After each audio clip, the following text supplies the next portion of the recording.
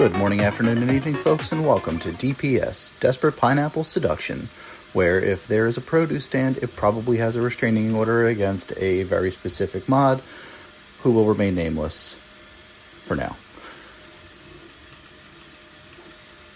Welcome to DPS, Dudes Playing Stuff, a Space Mafia podcast. And now, on to the show. Well, hello, everybody. Welcome. It's another episode of DPS. As always, your host tonight, we've got Dylan, who's back. We've got Rich. We've got very special guest host. We've got Jer Bear himself. And I'm Greg. And tonight, we're just going to be sitting, hanging out, chatting about a few things, a few updates, talking about robbing banks, doing some crimes. And what you can do to buy a red pop. Yeah, getting taken out by soda. So, anyways, I want to start off and say, Bell, we missed you. We're glad you're back, buddy. I missed you Hope guys.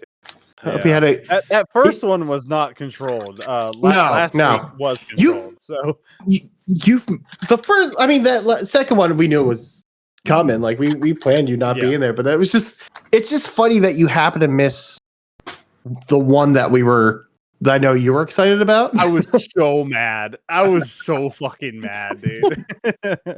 Well, do you want to take a minute and take on your Yeah. Like I figured for like in the beginning, if you guys want, Dylan, if you want to take the floor, talk about your experience with Dune, because you probably have the most hours out of any of us.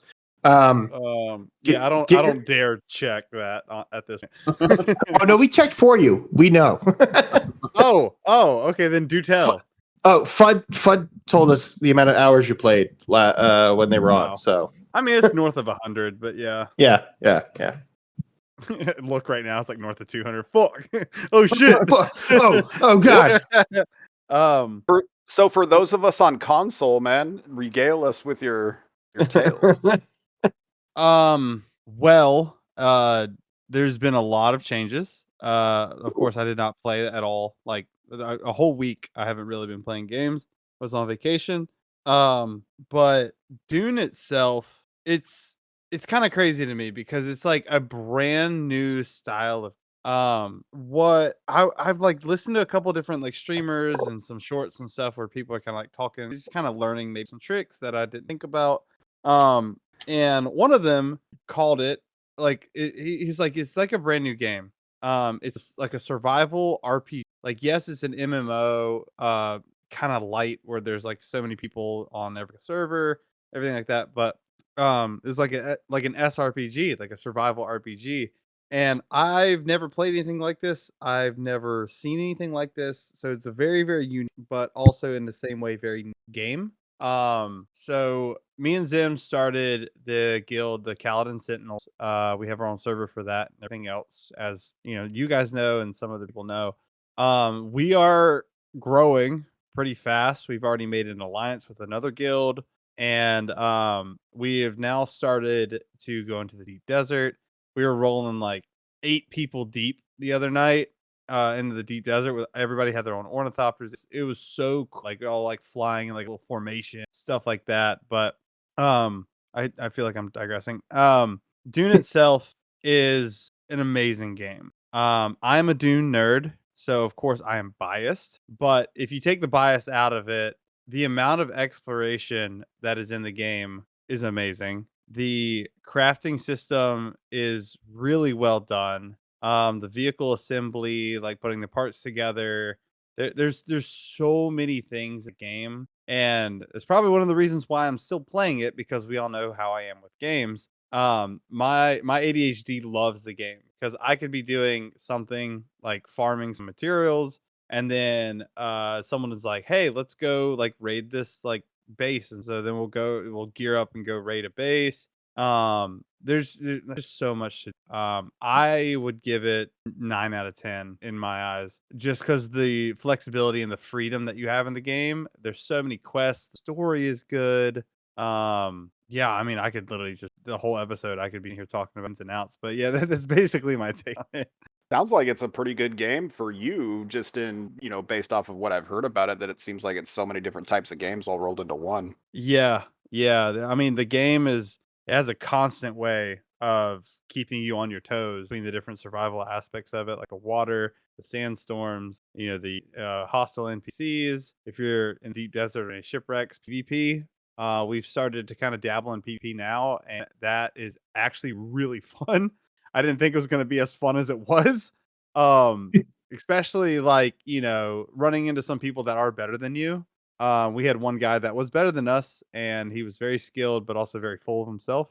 He was on voice comms, and it was fun fighting somebody that's better than you. But at the same time, it's not so fun when he's telling you how your gear sucks, obliterating. But that's just people. You can't control people. Like, I love the game. I love the PvP. Some of the guys that are out there in the deep desert, kind of lone wolves, kind of stay away from. The more things change, the more they stay the same. Exactly, right? Exactly. That's awesome.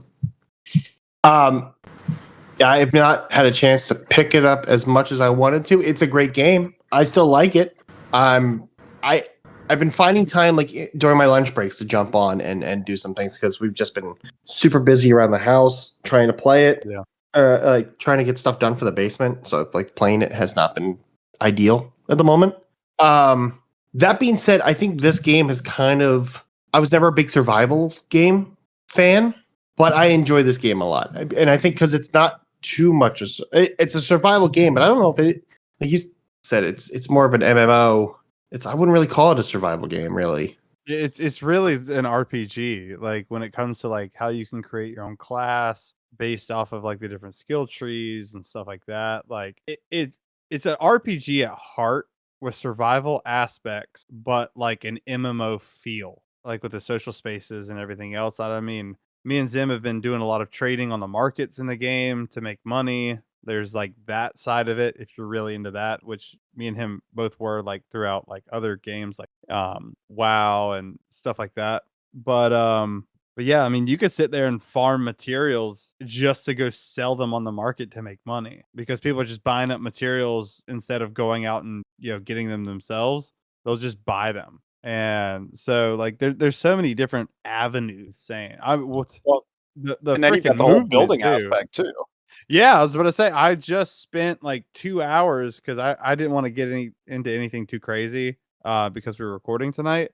But I just spent like 2 hours building a satellite base just to build. I built like a couple like pyramids looking things and connected them with like a hallway and all this other stuff. Like you could literally do anything in the freaking game. Yeah, it sounds like there's a little bit of something for everybody in that game, which is not something you really find a whole lot. No, the grind is there if you're looking for the grind.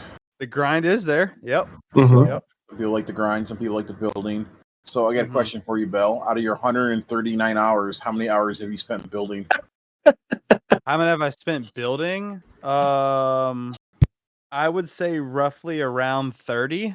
Mainly because me and Zim were the ones in the beginning building the guild bases. And then as we built a new one, we'd leave the last one open for like anybody that did them. So I mean, the Atreides mansion took a good, I'm gonna say 2 days, but not 48 hours of building, but like a good 2 days of us farming materials and planning stuff out together of like where we're gonna have like rooms, where we're gonna have the refinery level, garage, like and then after we did all of that, I just took it upon myself like and took like 8 hours or like 4 or 5 hours to build like an airstrip off the side of it, like with pentashields, so that way ornithopters there when they're stopping by. So yeah, I would say a good 30 to 35 hours. Gotcha. Yeah. Mm-hmm. I mean, I remember the building's fun. So building's really fun. I think building's kind of fun in any game, but I remember a bit of a conversation that we had since, again, I haven't gotten a chance to play it yet since I'm a console plebe here, but I guess next year I'll get a shot. But we had a conversation, like I had heard something, I think both Zach and I had heard something about like you would have to rebuild your base every week. And I was like, oh, that's a super big turnoff. And you're like, no, that's just for your bases in the PvP zone. They reset it every week. And I'm like, that's a fantastic idea. You know what I mean? Yeah. And not only that, they like intertwined it with like the lore of I'm gonna say the lore of Arrakis, since this is a sub story of Jessica having a daughter instead of Paul Atreides, the character in the story. But yeah, like I forgot what I was. Fuck, I'm so tired. Yeah. I just want to throw this out. I'm not trying to pivot too much, but throw this out there that like for people that are on console and can't play Dune, I did try out the altars on I mean I played on the PC version, but it's on Game Pass. So if anybody wants to try a survival game, see if they like it for when Dune does come out. It's not, I wouldn't say it's as big, it's not a massive multiplayer. It's more of a single player. But it's fun. I've only played a short amount of time on it, but it is a lot of fun. Like the whole premise of the game is you land on like a foreign planet. You end up at this giant wheelbase, and the whole point of it is you surviving and trying to get out of the sun, because the moment the sun hits you, you're done. That's the game over. So you got to keep your base moving and building it, and then you have the ability to clone yourself to do other tasks, because as it's a 24-hour day period, and while the whole game doesn't take 24 hours, like you know, as you do tasks, it speeds up the time of day. So, and it tires you out. So you have to eat, you have to drink, you have to rest. So if you're not sure if you want to play a survival game, or if you're not entirely sure, I think this is a good stepping stone in that area to try it as a single player and see if you like that type of game. And if you're on console and you just want to scratch that itch, I recommend it. Give it a shot. It's worth playing. Yeah, that game looked creepy. It's fun though. I mean, I know it's getting some slack because of some AI thing. I'm not entirely sure what it is, but I didn't bother reading it. But yeah, it's a lot. I mean, from the little bit that I played, it's got potential. Interesting. So. I don't think I've heard of that one. Is it just on PC and Xbox, or is it on PlayStation as well? Good question. I know it's on Game Pass because that's where I picked it up. So let me see. Historically, I haven't been a fan of just pure survival games, but that's why I think a game like Dune is very intriguing to me. One, because like Bell, I'm very interested in the IP itself. I think it's dope. But again, just how many different facets of the game there are. You know what I mean? If you're in it for survival, it's that. PvP, it's that. An MMORPG type of game, it's that. If you want to build, it's that. I mean, it's just there's so much there. And I mean, even historically, not being a fan of quote unquote survival games, knowing that that's an aspect of the game, just the IP in and of itself, and the sheer size of that game, like it's definitely something I'm gonna try when I have the opportunity. Sure. Yeah, and I mean, if you're like a dungeon crawler too, like there's the research stations, which are like, I mean, the way I think of them is like Destiny dungeons. Realistically, it's like you point A to point B, couple things where you have to go back and forth, grab, and well, in Dune you have to grab ID bands to get through certain doors, and then at the very end of it, after you fought your way through a bunch of NPCs, there's a big loot chest at the end of it, and you can grab that stuff and get out. And so if you're just into kind of doing dungeon crawling, you can just fly. If you have an ornithopter, you can fly to each and every one of them and just farm all of them for materials in there by killing people, doing stuff like that. And then of course, everything is a resource. You kill a person, you can extract their blood, you can turn that blood into water through a refinery. They'll have some loot on them as well, so you can loot all the people. When you unlock the death still, you can literally just pick up their corpse and put it in your pocket, and then go put it in a death still to harvest the water. Bag of holding hype. Corpse. Yeah, right. And so yeah, like there's something for everyone. See, that's super cool because you don't see a whole lot of games, at least in my experience that I know of. Granted, I've gotten kind of out of MMOs here, the past few years, but just see that. I didn't even know about that, but that's cool. Like, say you've got your hardcore PvPers that are out in the desert, up to hood rat shit. But then you have people like me who, like, especially with like open comms and stuff like that, I'm just like, But I could then benefit the group as a whole by PvEing. You know what I mean? So that's super cool to have in that game. Like, you're catering to so many different tastes and types of people and things that people enjoy doing while they're gaming. That's really cool. That's good to know. Yeah, I mean, and a little bit on that point too. Their combat in the game is really fun. Like the ranged combat with all the different weapons and guns like that. You can build yourself into that as like a heavy gunner or like a sniper or like a submachine gun user. They have all these perks that will like benefit you throughout the different trees. And of course, like to unlock all the trees, you have to go do all these really kind of long quest lines to complete out one tree. And if you go to another class, you have to go do all of their quests. Each one has its own little story and stuff. If you get really into like melee combat, you can do that and be a force against people with range, because the Holtzman shields will deflect most all darts. They use darts instead of bullets. So, and then even like the sword master tree, you have a deflection skill where you can sit there and stare at them, and when they shoot you, you deflect their shots. I don't think it goes back at them, but it just like negates it. And you have like these like a move where you slice their the bottom of their legs, and it will like stun them. And then you have like so many different ways to do combat.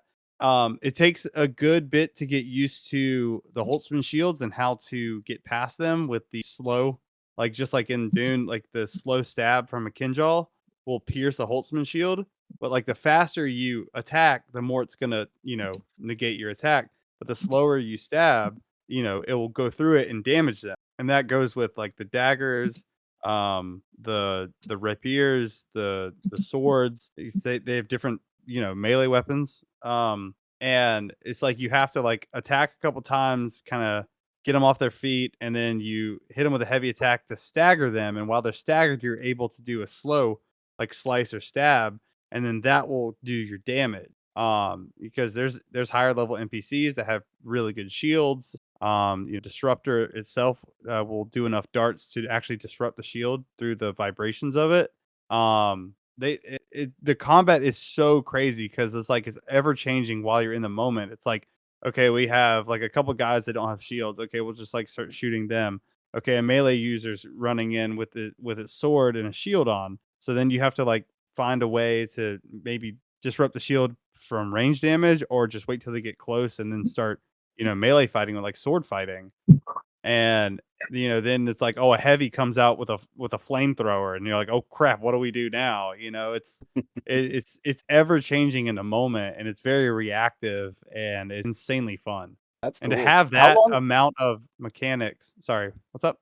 Oh, I was just going to ask, how long was that game in development for? I mean, it sounds very, 5 very years. well thought out. For 5 that's years. impressive to have Mhm. that kind of nuance in the different aspects, all the different aspects that they have in that game. So I'm really stoked to try it out next year. The idea happened, I think, 6 or 7 years ago, and they started development in 2020. But of course, I think that got pushed back a little bit because of COVID. But it's been in development for 5 years. Yep. Sorry, I'm here. Text in the group chat. For those, I told the guys already. My sister-in-law is in labor, so it's a lot of group chat going on. Silencing my phone at the same time. What was I gonna say? The one, I kind of like talking about how you guys are talking about the game. I think with Dune, the big thing for me, I'm not, like I said before, I'm not a survival game player a lot. Like I usually fall off MMOs or survival games pretty quickly. MMOs, it's usually because there's so much to do that my ADD makes it hard for me to focus on playing the game. I feel like Dune is almost the exception. The only issue I have with Dune right now is it's for me it's the personal time to be able to sit and play it, because there's a lot of stuff going outside of gaming, like trying to get my house together, and I mean, Sunday it took us 10 hours just to peel off wallpaper in a stairwell. Like it's like things like that. Like I'm struggling to have the time to like sit and really play in longer spurts. In your defense, that was a lot of layers. Dude, fucking 5 layers at points. Like, who the fuck patches a wall with wallpaper? Like, that is... all right, side tangent. I swear to God, if somebody wrongs me, and I'm going to throw this out there now, if somebody ever wrongs me, I'm going to cover their whatever they value the most or cherish the most in 3 to 5 layers of wallpaper and wallpaper paste. And then after that dries and solidifies, I'm going to paint over it. And paint over it enough that you can't see the fact that there was, 5 sheets of wallpaper underneath of it. Because that's how thick the fucking paint was. Like, I went through 3 different, like, putty knives just to try and scrapers just to try and like get everything off. It like by the end of Sunday night, I think I was mentally broken. Like it was like 9:30. I'm like, fuck it, I'm tired. I'm going to bed. I got ready for bed. I laid down. I put on a movie and I fell asleep. And that was it. That was Sunday. But that being said, like I feel like with what I have played with Dune, going back to it, I don't feel like I'm going to lose interest because there's too much to do. I feel like I can focus on myself and the fact that the guild is there, and I'm not saying our guild in particular, but in general, the guild, there's a guild there or an alliance there that I can work off of and be like, hey guys, like I'm not like Zim posted something in the within the guild of like, hey, you know, we have an alliance, you know, for when we do the deep desert. And it's like, I know I'm not deep desert ready yet. Like I can say, fuck it, let's ball and let's just go out there. I'm going to die in 5 seconds. But that being said, I'd be like, look, I can't do that. So what I'm going to do is I'm just going to harvest materials for the guild if I can do that. No, or I'll build a base or whatever it is I need to do. And then I feel like I'm still like contributing in a way, and I'm still getting something out of the game to make it worthwhile. That like I can go run and do a contract for myself and still contribute in some way to the guild, as opposed to like Monster Hunter, for example, where we had, I don't know if you want to call it a guild, whatever it was that we had. Like we had a crew, and I mean, I lost interest in the game pretty quickly because it was just like so much going on. Yeah, I am on my own on this one. I can't focus. My mind is wandering. So I did not enjoy Monster Hunter, and I could not get a refund. So it was a game that I will regret buying. So, yep. Oh, I mean, I enjoyed Monster Hunter for what it was, and then it was like they had that one update and recycled or something, and I was like, I see a pattern. I was like, I already beat the game. It's good. I'm done. Yeah, I was a bit bummed with that game as well. It looked gorgeous. Like it absolutely looked gorgeous, but I don't know. I think that I was drawing too many comparisons from World. And don't get me wrong, for ease of entry, like Wilds is a fantastic game for people that hadn't gotten to know a Monster Hunter game before. Yeah. But you know, like I went hard in World, and like so some of it just kind of turned me off a little bit. And I took it a little bit personally because they just completely neutered the King block build that I had in Worlds. I was a little disappointed by that. But so I mean, I was a Lance main in World, and I didn't put out a lot of damage, but running with a group, like I had a very designated specific role. Like I'm gonna face tank this thing, you guys kill it.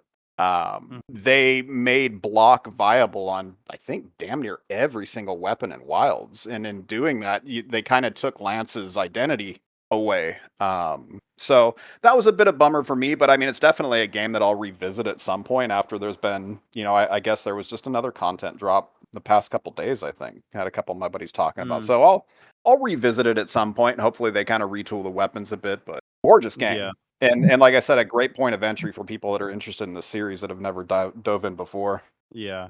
No, like Monster Hunter Wilds to me was so much fun for like probably 220 hours. A ton of fun running with different people. They had different setups. Your play style a little bit, depending on your group size or what you were running. And it was good and all, but like I think it was how much of a combo style game it was. Like it just kind of wore me down because it's like I would log on. I'm like, okay, I want to go farm some from the monster, and then I would do one, and then just go. That was like I'm almost sweating at night. Like I'm okay. Like I don't want to play something like this crazy right now. And then of course once I stopped, other things came out. I just kind of dropped it because it was just like that feeling of the game is amazing if you're really in, right. But it's like you have to be in the mood to play that game. And I just wasn't in the mood anymore because it's like a different state of mind because you're like, okay, there's the monster. You have to read the attack patterns, you do the dodges or the blocks or whatever. Then you have to do certain button combinations, move, stance or whatever. And it's like, well, it's very similar to that Dark Souls mindset. You know what I mean? Yeah. Yeah, exactly. The Dark Souls mindset. And it's like, you really have to be in the mood for that. And I'm like, 100%. I'm at a point in my life now where I'm like, you know what? I just want to play something a little bit more relaxing. I'd rather fight off the sun on Arrakis and like dehydration and all this other shit than button mash my way to slaying a monster. Well, and not only that, but I mean, nowadays, like there's so much good stuff out, and it like it's an embarrassment of riches for gamers right now, and so it really speaks to a game if you can stick with it for an extended period of time, because it seems like every couple weeks to a month there's just another banger dropping that Yeah. draws your interest. Or really good content drop of other games that have already been out. Mhm. You know what I mean? Yep. Shut the door. The dogs are freaking out. Hang on a second. Oh, poor doggies. Well, These I want mean, attention. I was just talking about like content drops for like other games. Bird, wasn't there a big content drop for Space Marines that came out? Yes, there was. Funny you mentioned that. So Siege Mode dropped last Thursday. And speaking for myself, like this is what I've been waiting for since the game last year. And it is wild. I mean, I think there's definitely some things that they can look into there, but I mean, it's fair. It's I haven't seen my frame rate stutter like that since I was on dial-up 20 years ago. Like, Oh, wow. there were a couple instances that there was just so much shit happening in this game that like my screen just locked up for probably a good 5 seconds. Like it was wild. And so it's definitely as advertised. You kind of think, oh, Siege Mode, it's going to be the cool Horde mode. Like it's wild. And so there's two difficulties. There's normal and there's hard. The first 15 waves of normal stuff's really squishy. They throw some stuff at you. There's a lot of Extremis spawns. Like, I think the first time we made it through our first 20 waves before we decided to call it quits, there was at least 250, 260 Extremis between the three of us that we killed in 20 waves. Damn. Yeah, I mean, it's just constant. But so they take the health levels down a bit in normal mode, and like even the Terminus spawns, which you'll get, triple Terminus spawns every 5 waves. So like 15 is 2, 20 is when you start getting the triple waves. And you can tell that they're squishier, like in normal mode, but there's just so many enemies because you'll have these Terminus spawns, and then you'll have, you'll be fighting 3 Hell Brutes, and you'll have another, 4 to 5 Terminators on the field. You'll have a Sorcerer rezzing everything. It's just complete chaos. It's insane. A lot of fun. But yeah, I think in hard mode is no joke. Like the enemies aren't as squishy. They hit really, really hard. So definitely a chase for people. You know what I mean? It's definitely going to be something that, that those of us that are, still playing the game really, it's a chase. Like it's definitely something to be like, okay, we hit, wave 20. Now let's get to 25. And one of the things though that kind of I hope that they look into it. It's almost very like if you really want to make a dedicated push, like you really need to think about what classes you're bringing for the team utility, even more so than like say doing, absolute operations, to where there's a lot of times you can get by with kind of any team makeup, but in Siege mode, like you need survivability. Like you need team perks to keep you up and keep you alive, and you get you get these tokens every wave to where you can bank, and you could you could summon different Space Marines. So like say for instance, if each person could summon their own kind of Space Marine, and they cost not very, they only cost like a couple hundred. But like say for instance, if you summon a tactical marine, you'll get that tack out there, but your whole group will get plus 20% range damage. So it's a nice little benefit. You got another body on the field, you get that big bump in damage out. You can summon Cadians, which we found to be very, very strong. And it's cool because those aren't that expensive either. And there's, I believe, 5 tiers of them. So once you get 5 tiers of Cadians, you only have to buy them once. You don't have to keep repeating like every time you move. There's 3 maps that rotate every 5 waves. And so if you max out the Cadians, you're going to get like 100 Cadians that are, out in each of your waves. And they put in some work. Like it's just kind of sheer volume type of, just a bunch of bodies on the field kind of chipping away. So it really helps. But The cool thing is you can summon a dreadnought, and that costs 1,500. And figure, so if you're in a group of 3 people, you each start with 200. And then as you go through the waves, you'll get some each wave, and then there'll be optional objectives every couple 3 waves, which is very interesting considering the amount of enemies that are on the field at any given time. So that's a cool little challenge that they threw in. But completing those side objectives gives you more of those coins to bank. And the Dreadnought really comes in handy when you're getting those triple terminus waves at like 20, you know what I mean? But unfortunately, that's also kind of how you need to use that currency to survive as well. So around the map, there's going to be med kits, there's going to be some ammo, there's going to be some grenades, but it's not like there's piles of this stuff. So if you need med kits, you can spend some of that currency on med kits or grenades or ammo, which sometimes you're going to need to do. Unfortunately, when you do that, you're taking away from your big pot to grab a Dreadnought or to grab a Space Marine to help you out on some of those boss waves. So it's kind of a game within a game. So the more survivability that your team can bring, like with the different team perks that some of the classes have. Like it was funny when when Siege first dropped in the PTS, which again console player, so I didn't get to participate in that. Nick Technical got to participate in it, and we're kind of chatting, and I said something about arguably the best character in the game, talking about Bully because they've got that heal with their banner, which comes in clutch a lot of times. He said, no, Vanguard's the best. And I go, I would have never thought of that. I start looking, well, Vanguard has this team ability to where when anybody kills an extremis with a melee extermination, you get 30% health back. Not a big deal in like ops when you may run up against throughout the entire operation, you might get, 12 to 20, depending on what level you're playing on. Well, in this mode, that is huge because there are hundreds of these things throughout these waves. So that's one thing I like about it is you really need to kind of look at the team perks for survivability's sake for everybody. But it's one thing that I kind of hope that they look into because it kind of takes some of the classes off of the table, which is kind of a bummer because that's one thing that I've really enjoyed about the game is there could be like best in slot type of stuff, but you didn't need to, right? You could take in anything and get through it. With this, if you really want to make a hard push into some of the later levels, like there are some classes that I kind of think so I hope they look into that. It's just like well lock in Destiny. It's like, oh, we need a well. Oh, we need a well. Kind of. Yeah. It's and like I said, that's one of the things that I've really enjoyed about the game is you can take any weapon in, any class in, and if you're good enough, you can get through it. But with this, survivability is, and I mean, you could be good, but at a certain point, like in the hard modes, I got to 5 by myself, got through 5.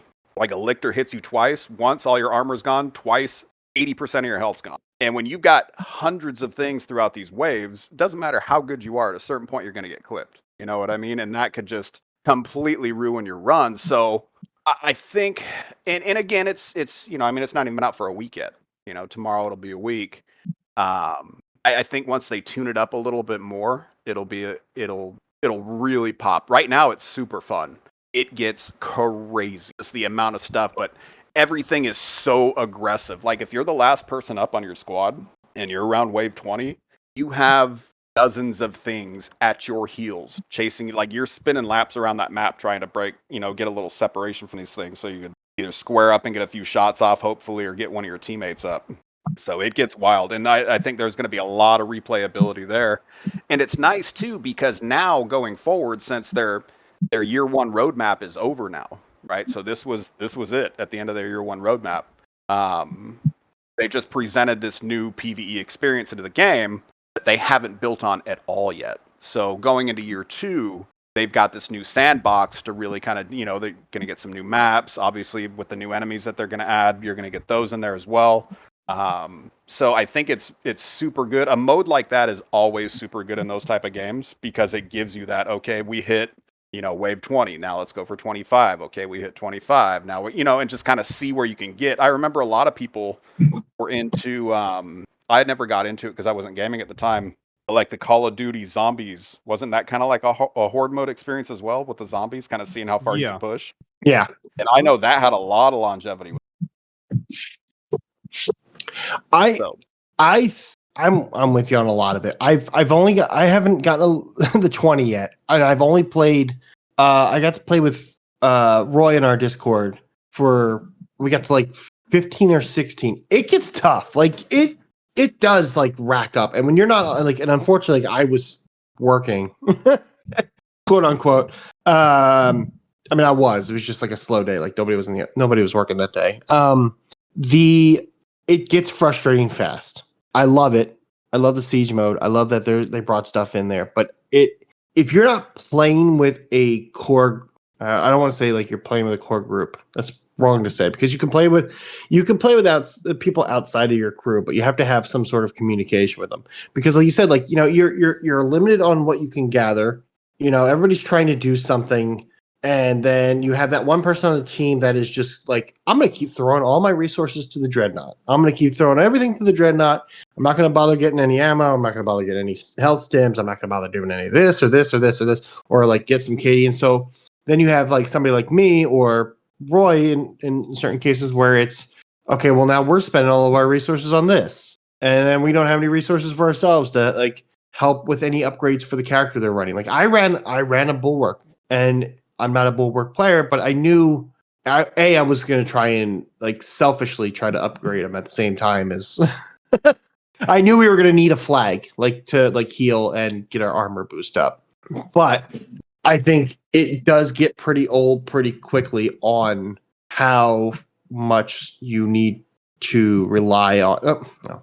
Not so much you need to rely on each other, but you need to rely on the communication aspect, because otherwise there's so much room for error. That can go that whole, and it's not like it's not like it's an operation in the game where you can stop and be like, okay, we played one operation, you guys can go on without me, and you can pick up like an AI or whatever, and it's fine, and you can, you know, just run through it in like 15-20 minutes or whatever. Like this is a time commitment to go as far as you possibly can.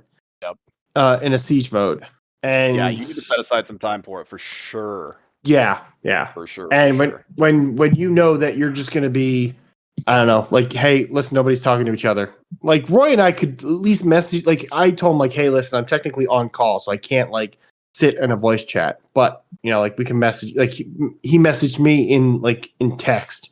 Oh, hey, listen, you know, this is what we're doing. What do you want to run first? Or what do you want to do for this?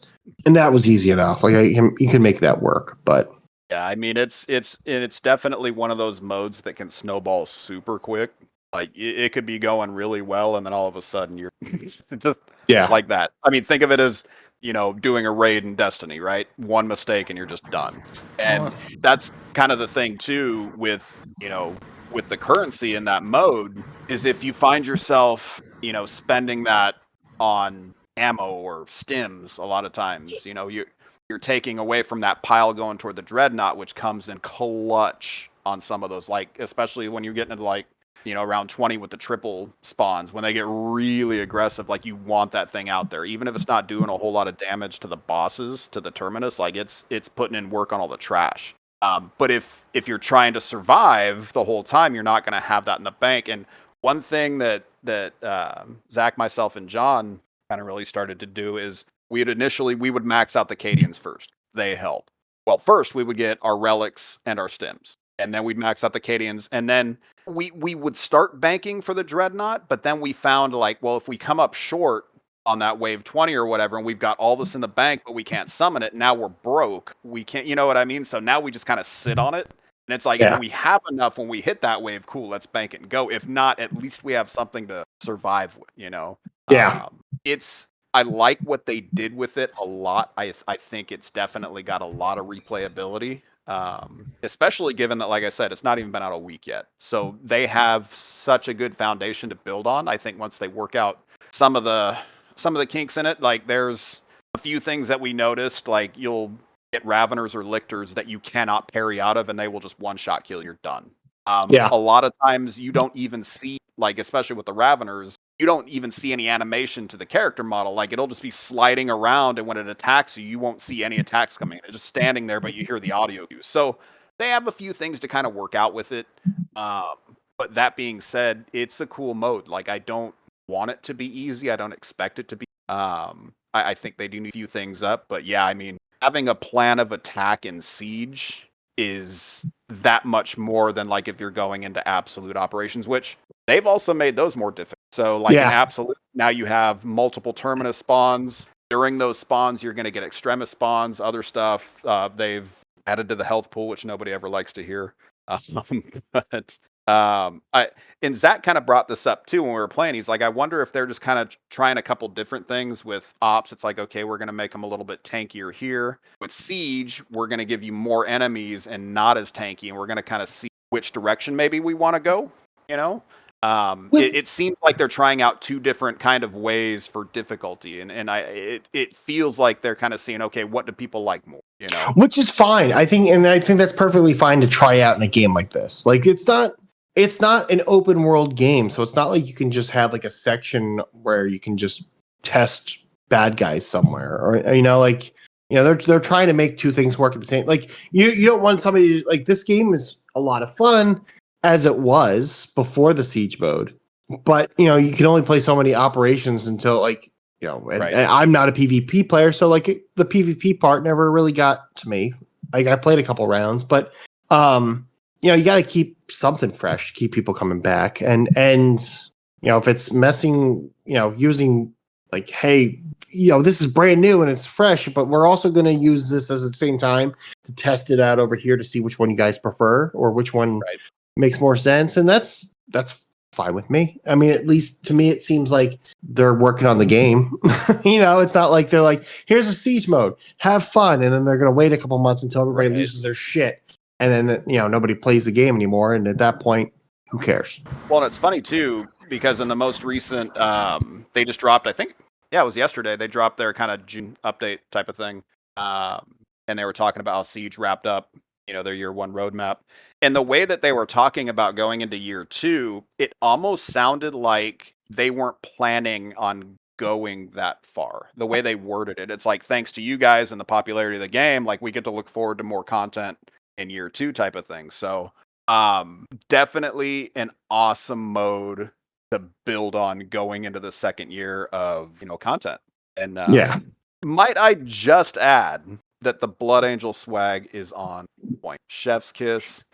So happy to have finally gotten it. John got his White Scar get up. So they've also talked about going into year two, they're really going to lean more into cosmetics, which I think is a good idea. They've talked about bringing out more missions. We've got a new enemy coming. We've got a new class coming in September with the Tech Marines. So they've laid they confirmed it yesterday. We kind of knew. At first, everybody was thinking we're going to get Chaplain, but there's been leaks and data mining for the past few months leaning toward Tech Marine, but they confirmed it. Yeah, they said there's just going to be kind of an update next month, but September we're going to get Tech Marine. So they've laid the foundation with their operations, and now with Siege mode, they're also bringing out a new PvP mode where, from my understanding, it's going to kind of be one of those, I'm not sure what the modes are called in other games, but I've seen things similar, and I believe the first game had it, to where somebody's going to get to drive a Hellbrute or a Dreadnought in this mode. Oh. And it's going to be like I think it's going to be like everybody versus that type of thing is what I'm thinking it might be, because I've seen game modes like that before. So there is a lot of stuff still coming. I imagine here in the next couple months, we're probably going to get a roadmap for year two, which is awesome. And as a lot of us know, they're already in development for Space Marine 3, so that's hype. But yeah, there's a lot of good. Like I said, I think they've laid a very cool foundation going into this next year with, like, it is crazy. It gets wild in that mode, and I love every part of it. So I think once they tune it up a little bit, it's already a ton of fun, but I think it's just going to get even more fun. The way that they've done with the operations for, the past 8 or 9 months, however long the game's been out, since October or September. Yeah. And it's funny too, because like I've never had that in a game to where like I can just go in, and everybody knows I run the same op. Like I run the same op all the time because I know where all the stuff's at. And I have never been able to do that and just kind of put myself on cruise control, throw the music on, and just enjoy myself in a monotonous fashion like that since the first Destiny, when I would strike grind, So it's not a lot of games that you're able to kind of do stuff like that in, not get completely tired of it, but it just feels so good. The visuals are fantastic. The IP is amazing, as we all know. But yeah, I think it's got a really, really bright future heading into this next year. I think we're going to have a lot of really cool stuff. I agree. I think that, I'm excited for like the next steps in the game. I know, at least for you and me, Zach and John, I mean, we've got a pretty, I don't want to say fanatic Warhammer fan base. We're getting there. But it is nice to see, like, we're fanatic adjacent. Yes, it is nice to see the IP being handled well, as opposed to it just being a game with a Warhammer skin on it and saying, "Here you go, have fun, deal with it." They're at least trying to appease the masses in any way they can. I feel like. Well, it's funny. So we kind of say, like, every update is like 95% of it is just phenomenal. This is amazing. And then they always do that one thing where you're like, what? Back, I'm just going to say I'm sorry in advance. Salamander Sniper. It's almost like they have the boss's kids sitting in the room and he gets to make one decision every time. And they're like, okay, we got all the dialed in. Billy, what do you want to do? You know what I mean? It's always kind of one of those head scratching type of. So, for instance, this most recent drop last week, Scar's Champion Pack. The Assault White Scar looks amazing. Gorgeous looking champion. I think, in my opinion, it might be probably my favorite in the game as far as how it looks. Assault just got Power Sword. White Scars use a very particular type of sword called a Dao, right? Why wouldn't you put a Dao Power Sword skin in the game as one of the weapon skins that comes with the champion pack? No, they put in a combat knife.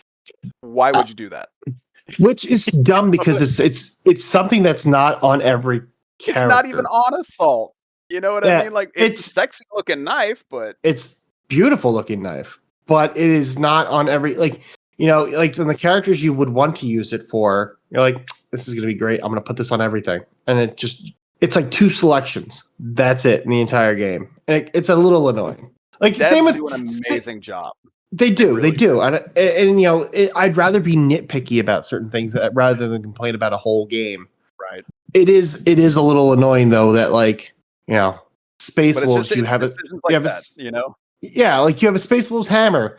Not everybody gets a hammer, and like the for somebody that like builds Warhammer models, like, I know, like, some of them have a hammer, but not every class is going to have one. So when the hell am I going to? Irritating for you nowadays. Well, I mean, I still got my Dark Angels bully, so I'm fine with that. But which did get a power sword that it could use in a shield. See, and that's the thing. It's like, if you're going to introduce this super cool character skin, like, and weapon skins, well, make the weapon skins able to be used by the character that you make a champion. That you glow up like that. So it's like I said, they do things where, like, oh my god, this is so cool, but like that one thing, why did they do that? Yeah. But that being said, they're doing a great job. Like, you can tell the passion that the developer has for the game. And it's awesome too, because, the game hitting at this time, and I've mentioned this before, like, Games Workshop knows that their IP is probably the hottest it's been since it's been around, like in the past 40 years, because you have so many people getting into this IP in so many different avenues. Because for the longest time, it was just essentially you had novels and you had the tabletop. That was it. That was kind of your only entry point into the game for the most part. I mean, granted, or the lore and the IP. Granted, you've had video games in the past, but nothing to the extent that Space Marine 2 has done for the IP. And now you've got, Henry Cavill and Amazon getting ready to really kind of, I think they're going to really lean into this IP first with his show, and then they're going to kind of continue on with that. But the IP is popping right now, I think, more so than it ever has, which is really cool, because as we've talked about before, when we were getting into it last year, like, it's probably the deepest rabbit hole you will ever find. Yeah. I hope the show's good, though.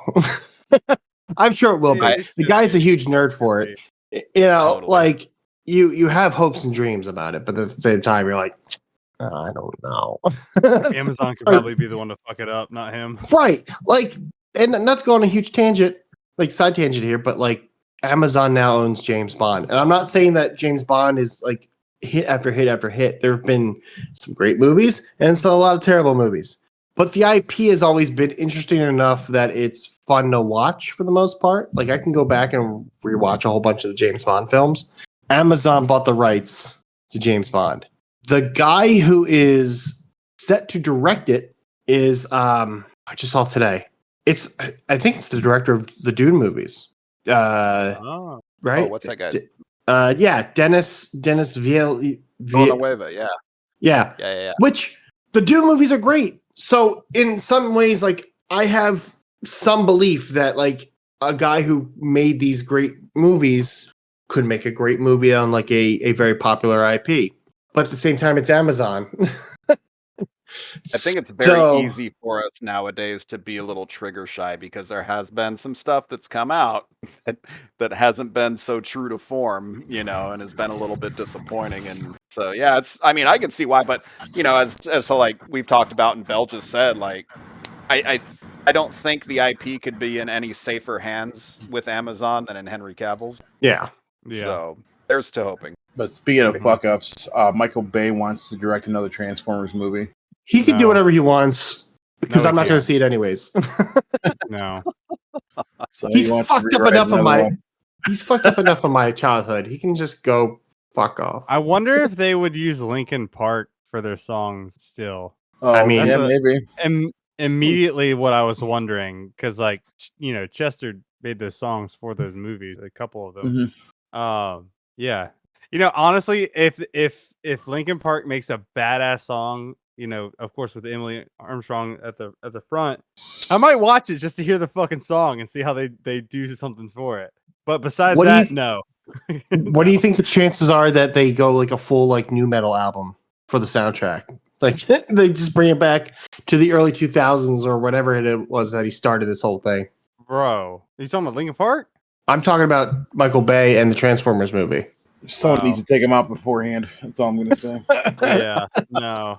Those movies were aesthetically pleasing, and I'll give it that. That's all I'm giving it. Give that man a red Fago Pop. Put it outside the door and see what happens. Yep. Oh my god. For context in the red Fago Pop, look up red Fago Pop bank robbery in Michigan, and you'll get your answer. Yeah, some details we probably shouldn't say on here, but yeah, correct. No, we won't. But if you want to check it out, yeah, it's a thing. Not to turn away from the conversation, but we do have some questions, and one actually I did promise I would ask tonight. So, you guys want to answer some questions? Yeah, sure. Let's do it. Okay. Before we go there, but it's Bird makes me want to reinstall Space Marines, bring my hammer out. Do I it. think you should. Dude, I want to try the Horde mode, honestly, now that he's talking about it. Honestly, it's worth playing. It's worth playing. It really is. And then you can come out and listen to us nerd out on Warhammer. And the beauty of it is, too, for both you guys, like, so they had released the Prestige perks, I want to say, 3 months ago? Around there. Yeah. You don't need those. You don't need those to do, they help. But like, you don't have to feel like, oh man, they released these. I got to get to, Prestige 4 to be. No, you don't. You know what I mean? So point of entry, as long as you're at 25, you're good. You're good to go. So also we found not a very good mode to level in, which I think is good because it still gives the operations a reason for being, if you're leveling a character, it's definitely better to go into ops, but yeah, you don't need to be maxed out prestige. Like I said, it helps, but if you're just max base level, you're going to be fine. And it's a lot of fun. And yeah, I mean, anybody that's played the game and had fun with it at some point, and you haven't played it in a minute, it's a really good time to get back in and try that mode. It's a lot of fun. Downloading now. PvP. I missed the game. I love the PvP. They are updating the PvP. Like they're adding some more stuff to it. Oh, did they do private lobbies yet? That's what I was just going to say. They did private lobbies. I think that launched when the Prestige ranks launched. Yeah. So yeah, it did. Zach and I've been talking about that because you can complete a lot of the ordeals, like on that terminal, the ordeals where they've got the rewards. Yeah. You can complete all those in private mode. Oh, dude. So that's okay. Dope. Oh man, yeah. I actually just want to go. That is seriously one of my favorite people. It's so nostalgic, like old style, like Quake. Like it's got a diehard, little following. Granted, as most games presented in this fashion, the PvE is the main focus, but I've seen here and there are some diehard people that are into this game for the, and I know that the PvP in the first Space Marine went for years. Like people were playing that religiously, damn near up until the second game dropped. Like it was going for a long time. Crazy. Which I don't know if you saw this, Jer, but that the first one got a remaster. It got put on Game Pass, and people are review bombing it. I saw because which is so dumb. Like the biggest complaints were people complaining that it's a cash grab. Yeah, well, it's on Game Pass. It's free. Like, just if you have Game Pass, just download it and play it. Like, it's not that big of a deal. Like, quit speaking bitching. of Game Pass, Tony Hawk's coming to it, I think, next week. I'm very excited. So get my ska music and pop punk ready. Yeah, dude. Fuck yeah. Bangers right there. Some Goldfinger and some Dropkick Murphys. I'm ready to fucking go. I'm ready. I am so ready. There was a petition. There's some band got put or got casted out of it. Who was it? Yeah, I can't remember. There's like a petition going for it. To have the band cast out or to bring them back into the game? They were in the game originally, but they are not in the game now. And there's a petition to get them back in. It's not Alien Ant Farm, is it? It's Alien Ant Farm. Okay. Why'd they blow them out? They say, or they because the new remasters, they've been adding in like newer acts to it as well. So it's the older songs plus some new bands. So they've been like missing some songs, but I'm trying to remember what the hell the song was. Not that Alien Ant Farm was like any of my favorite band by any means, but like, was it Smooth Criminal? I think that was their biggest hit. No, it was the hang on, I'm gonna Wish, which I think was like on the second half of the album. It's weird that I actually know that. It's like the only album of theirs I've ever actually listened to front to back. So it was that first one. So question. Oh yes. So hobbies. Okay. All right. I forgot we changed his name. Confused, aka Native Raider. He wants to know. Question for the show: list your top 3 MMORPGs of all time. Then choose one that becomes reality. You have to live in it in real life. Additionally, I want you to know your class and race for said reality. Oh wow, that's hard. That is hard. It's a lot to unpack. World of Warcraft, Blood Elf, Paladin. That'd be my choice. Yeah, I'm like World of Warcraft, Night Elf, Warrior. I'm good. Done. I want to be that pompous asshole. No, my Draenei was really cool too. I liked my Draenei. I remember when they first came out with that expansion with the Blood Elves and the Draenei. Yeah, dude. I was all Blood Elves, and then like I played the Draenei. Like their whole area was so dope. I was like, I don't care if they got hooves, bro. Like this is cool as shit. Yeah, I was playing as an Alliance Paladin up until that point, and once they dropped the Paladin in the Horde, I immediately went over there. Yeah.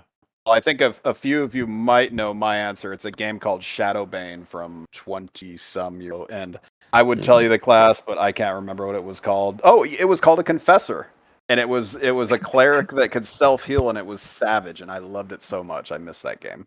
Oh, now that you said cleric, I just remembered my Shadow Priest. That's so many characters on WoW. That's why I was like, list your top 3 favorite MMORPGs. I'm like, WoW.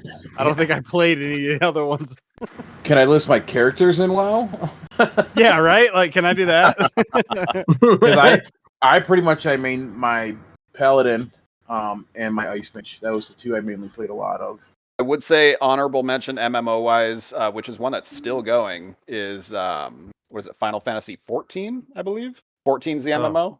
Yeah, 14's the MMO. I've never played that one. I haven't either. I've heard so many bad things about it. So when I played, if anybody remembers, that game launched and it was absolute dumpster fire. And they reworked it and they re-released it as Final Fantasy 14, A Realm Reborn. And I started playing at that point, and I've got some really good memories from that game, and like some of the fights are just amazing. That being said, at this point, this many years past, like that's a hard game to get into. Like any game that's been around for years and years, it's very overwhelming. But yeah, I had some good times in that game.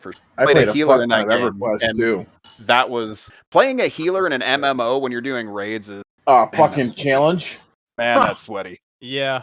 I had a holy that I had pretty much geared up to raids, and I had healed through dungeons like the whole fucking time. That's how I lived. And I remember I got into my first raid as a healer, and I never did healer again after that. I was like, I'm going DPS. This is too much, bro. Yeah, It's way dude, too it's sweaty. rough. I had to look up MMOs. What you got, Greggles? Nothing great. The only MMO. I mean, you talk about top favorites. I think the one I actually enjoyed the most might have been Neverwinter. I couldn't tell you what my class was. Good. Wait, the like Neverwinter or Neverwinter? Wait, no, Neverwinter Nights was like Nights. Was it Yeah. Neverwinter Nights? It was Neverwinter Nights. Because there was a Neverwinter that was garbage. I played that for like a solid 2 days. I didn't play that one. I played the Neverwinter Nights. That was before Okay, Nights, okay. wasn't it?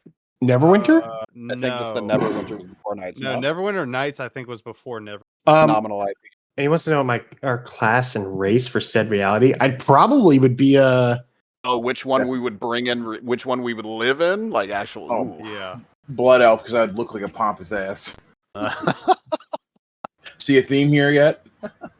I mean, if there was a 40k MMO, I would say that because that reality would disturbing as all hell. Yeah, I was gonna say I don't think I'd want to live in that reality. I don't think anybody would want to live in that reality. When I look up MMORPGs, they did have a Warhammer one. Warhammer Online: Age of Reckoning. Yeah, I think that's the fantasy Warhammer. That's not 40k. Gotcha. Which at some point I'm gonna dive that because that looks really cool too. Shout out to Roy, some of his minis that he picked up of just straight up Warhammer. I think it's like Age of Sigmar, or that might just be a game. Oh yeah. Looks super good. Since he's been him and I think Thrice too. Thrice has been showing us some Mhm. stuff. Like the what Water he just posted up. Elves. Yes. Yeah, Those yeah. things those This models look first- really cool. Yeah, I was looking at. I deep dived into looking into the Wood Elves, and the assassins ones look like. I guess they were assassins. I don't really know, but they're really cool. They were almost like in a ghillie suit type of thing, with covered in like leaves and stuff. It was a really cool, like nicely done model. We have this whole other rabbit pit to fall in them. I can't do it. It's too many. Oh, you know what? I would like to live in Final Fantasy 14 because, god damn it, I'm gonna ride a chocobo. I mean, valid, absolutely valid. That's fair. That's fair. Yeah. I would probably live in Neverwinter. I mean, it's the only one I've played, but like, I would be a high elf rogue, I think. See, that's why I like mean, WoW, because you can ride a dragon Yeah. That's not bad either. yeah. or a woolly mammoth. or giant bear or proto drake. Bear. Or a goblin Yeah. chopper. Goblin That choppers are sounds fun. dope. I don't know what that is, but it sounds amazing. I remember It's a I remember motorcycle. back when I remember back when you had to completely max level 100 engineering To get it. to get the chopper, yeah, like or the copter, sorry. Yeah, that and I would remember seeing one like fly by. I was like, "What the fuck is that, dude? It's cool as shit. What the Fuck fuck is the going dragon. on? Give me a helicopter in this universe. It's dope." Here, I'll put an image in the chat for you, Bird, so you can see it. Well, I guess I never really said like the other two. I mean, I would consider Dune to be an MMO. Yeah, I was just gonna say. That's definitely top 3. That's like rad. because it's amazing. Would I want to live in that universe? No, but if I did, I would definitely be my character, like the mechanic, like Thopter operator. That's a heavy gunner and stuff like that. I think that like hanging out the back of a Thopter with like the ramp down while you're still flying, just shooting your fucking light machine gun down at people, like that would be so fucking cool. I'm envisioning a Huey in Vietnam Yeah, yeah. with Yeah, Animal Mother Huey- hanging out the side of it with an M60. We got the DD QCCR. now. DD now. Another one that I actually put a lot of time into that I just thought about was Phantasy Star Universe from like the Phantasy Star like IP. Dude, I remembered I played that game for a whole summer break. Woke up, played it, fell asleep in the morning, woke up again, kept playing it. It was like all over like Xbox Live. It was like on Xbox 360. We played it, and dude, that game is like so terrible. It's so bad, but I loved it. It was so much fun. I vaguely I put remember that Fantasy Star Online. I vaguely remember playing that for the Dreamcast. Was it Dreamcast? Fuck, I don't remember. I've heard about that game a lot. That game went hard back in its day. Like a lot of people got into that game. Yeah. You have to like grind like certain bosses for certain drops. It's like a big RNG thing where it's grind out the fights, run around different areas, collect like certain things, have pieces to go to the weapon vendor to kind of make/buy the weapon, different weapon style. That game was really fun for what it was, but now looking back at it, it's like the most RNG simulator bullshit ever. But I loved it. Like, nah, fuck this. I would never go back. But it was a pretty slot machine. Yeah, it was a very pretty slot machine. Is what it was. I think it was like the first time I ever played a fucking gotcha game almost. Gotcha, bitch. Yeah. Yeah, I have not played that many MMOs. Dune is probably the other one that I would throw on top of my list. See, it's hard for me anymore because one of my clannies is like die-hard Final Fantasy. He's tried to get me back in so many times, and once I actually bit, and I was presented with a fetch quest, and I immediately turned it off. I'm like, ain't happening. I'm too old for this shit. I'm not doing this. Yeah. Nope, like, go find me 20 cabbages. Like, I'd rather not. Thanks. I know. I mean, we all play Destiny 2 and Destiny 2, and I know those are MMORPGs, but I can't really count them as top 3. Like, I think if you were asking me years ago, probably would say yes. But now that I've been away from the game for a while, and I've had time to reflect on the game and look back on it, the last couple of years kind of ruined it. Like, I think that throws it out of any top 3 contention. Fair. It's a big money suck. But it did bring us all together. It did. Together.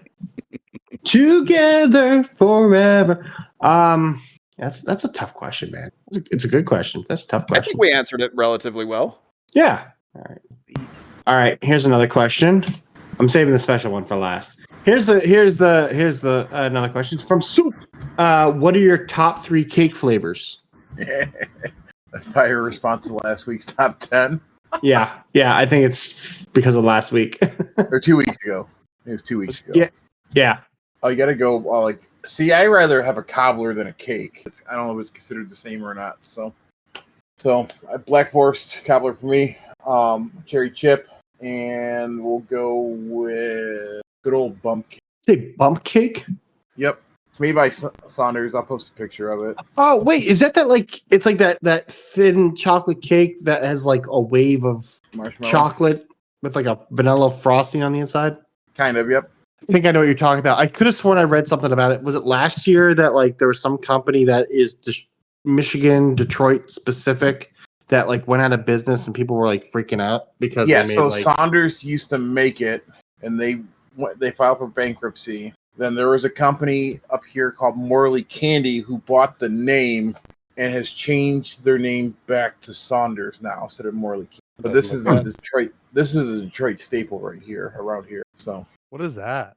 Called the bump cake. Bump. Okay. I mean, it looks like like an Entenmann's. It looks like like that type of cake. I don't mean that in a bad way. I just like a cake. Exactly. Yeah, it looks like tasty cakes, which is not a bad thing. I'm just saying, like it. I love that. I love that regional. I don't know what they call it, cakes or pastries or whatever, like tasty cake or this. It's literally just like a piece of cake and like slathered in frosting, and I'm all for it. Who wants to go next? I mean, I'm not much of a cake person. I've got one that I will fuck up though on any occasion, and that's a pineapple upside down cake. Okay, so you're gonna fuck a pineapple upside down cake. I'm gonna make sure 100%. I note that. Pre-hole it. It's got multiple holes, multiple pineapple rings. Don't mind the pineapple sticker on my car, all right? If you know, you know. Yeah. Are you turning it upside down or are you leaving it right side down? Change nickname. It's a pineapple upside down bird?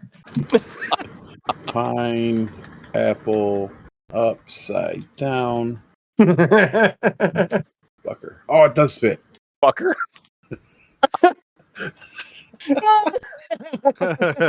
Pineapple upside down, fucker.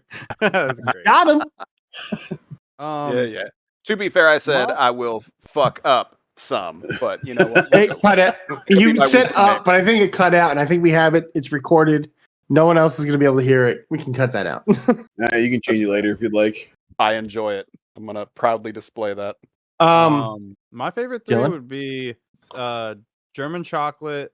I consider Boston cream pie as a cake. I fucking adore it. And then a really good like cake batter cake, like cake and stuff. I'm a child. I love that shit. It's cake that tastes more like cake. Like the fuck. Like give me that. Okay. I am not a cake fan, but I would say a crepe cake. I really like a crepe cake. What is a crepe Oh. cake? Oh, a crepe cake is you make like, I mean, I've seen it like done with like chocolate crepes.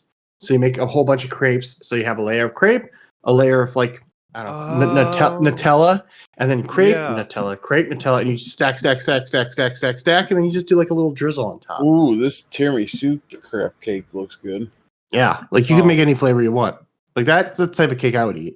Is tiramisu technically a cake? Because I would pick that. Is what? Tiramisu. I'll allow it because I love Cake tiramisu. there. Yeah. Well, that's not what I Yeah. wanted. Hold on. Copy image. Double bump cake. That's not it. Um, What the hell is going on here? Also, a tres leches cake. Really fucking good too. ooh, I'll fuck up a tres leches cake. Yeah, those aren't bad. Those aren't bad. I like strawberry shortcake. That's a good one, especially in the Basic summer. ass motherfucker. What? I said basic ass motherfucker. I swear Look, to God. hang on, because my next one's gonna probably drive you nuts, but I have a great reason for it. I like pound cake, and Well, if it's done right, I understand. Like, okay, I you ready? You ready for this? Because it's Okay, summertime, and it's my okay. favorite way to make it. Okay. Take pound cake. You butter one side, and then you're gonna throw it on the grill. I was literally about to say, don't you dare say you grill it. I grill it. What the fuck? just get a little bit of rich, just a little bit of some lines on there. However, while this is happening, I've got plums and peaches that I've halved and taken the core out, and I've had those sitting on the grill, so it releases all the juices and all the sugars out of the fruit. So then you take that pound cake, you put the grilled fruit on top, and then I take a whipped mascarpone cheese that I like God damn it. whip it till Okay. it's light, and I Yeah. put that on top, and then I sprinkle a little bit of like chiffon basil and some lemon zest on top of that. Mwah. Oh, it's That heaven. sounds really fucking good, actually. That is You my can eat favorite it. summer Plum treat. I sounds make it delicious. anytime I'm grilling. I get the chance. That's what I make. I feel like you'll be making it this weekend. I'm not cooking this weekend. Oh. So What? my grill is broken currently, so I'm Oh. waiting for a grill to go on sale. My brother has decided that he's going to host 4th of July, and then we're going to Lars' aunt and uncle's house. And I don't know what they're making, but they're like that's Saturday. I don't know what they're making. The food is never good. It's terrible. Like they made and this one dish has haunted me in our entire relationship. One of the first like family functions I went to, it was like her uncle's birthday, and he wanted this. I think I brought it up on the show 3 weeks ago, Johnny Marzotti. It's like if you took Chef Boyardee and made it worse. That's the only way I can describe this. It's like pasta. It's not even like they left the pasta whole. They chopped it up into like little bits. Like it's almost like they took like the strand of pasta and chopped it into thirds, tossed it in this weird like chunky tomato sauce. They don't add salt or pepper to it. And then there's like ground beef in there. It's- oh god, no. It's No, thank you. No. Yeah, Is it cheese? No cheese? No. No. Oh. No. Oh no. Yeah, it's the awful. grills will go on sale tomorrow, by the way. Oh yeah, okay. But I will never buy a grill now after cooking on a Blackstone at work. I will never go back to a grill. I'll do a Blackstone going forward. I could care less about grill marks on my food. I love grill marks. I love grilling. I got nothing against Blackstones. I've cooked on enough flat tops in my life to be like, something about a grill though. It just, I think I angered Bell. He's back. My Discord hate. I don't know what it is. I think it knew that you were upset about that pasta dish, and you're like, no, don't listen anymore. Don't Back me the stop. fuck out. Yeah. There's something You about gotta- Discord because my utilization rate of my computer is Your computer's. What did you just fucking say? I Ed and I were think trying to diagnose my computer yesterday, and Discord's Oh. using like a shit ton of it for some reason. Yeah, Discord uses a fuck ton of it. Like what, CPU power? Or- Yeah. or Yes. whatever it's called? Okay. What were we monitoring yesterday? Because we were doing F1 racing, so Oh, how was that? it's fun. Nice. It's very challenging when you do like realistic mode, and when you hit each other and you take each other out, and you both get DNF'd. Diura. Yeah, Ed was helping me earlier with my computer issues because I was having errors for cloud syncing, and my drivers weren't like working properly. It kept crashing my driver app. So he was helping me out with that. So thank you, Ed. You're the best. Okay, more questions. Question from Zach. He wants to know, what is the hardest type of game to get into for you, and do you think there are any genres that should be more accessible? Jer-Bear? RTS. Oh, sorry. Survival. I was really hot off the gun with that one. You were. You're I like, no, cannot fuck get this. into art. Fuck this. I cannot get into real-time strategy games at all. It's just too much. I don't know what it is. It's like I worry about too much or something. I don't know. Yeah, those are definitely a specific type of flavor. It kind of goes back to, you just got to be in that particular. But yeah, I mean, for me, it's definitely survivor type games or survival type games. It's just like I've attempted No Man's Sky a few times just because, like, props to that dev and the leaps and bounds that game has made since its launch is. I don't want to talk about Hello Game. God damn it, motherfuckers. I am So looking mad at forward them. to that one. I was excited because I saw an update from an article, but it wasn't like about the game. It was going to beat Elder Scrolls. Disappointing. Yeah, the survival Dylan's games are hard. angry. Like, I feel like it's like, let me play nope, you need water. Oh, well, nope, you need this. Nope, you need this. And it's like, okay, I think I'm over this. So that's definitely a tough genre for me to crack. But again, that's kind of one reason why I'm excited, when I get an opportunity to try Dune, because there's so much more to that game. So I'm really hoping that one might get me in. Dylan, do you want to talk about RTSs?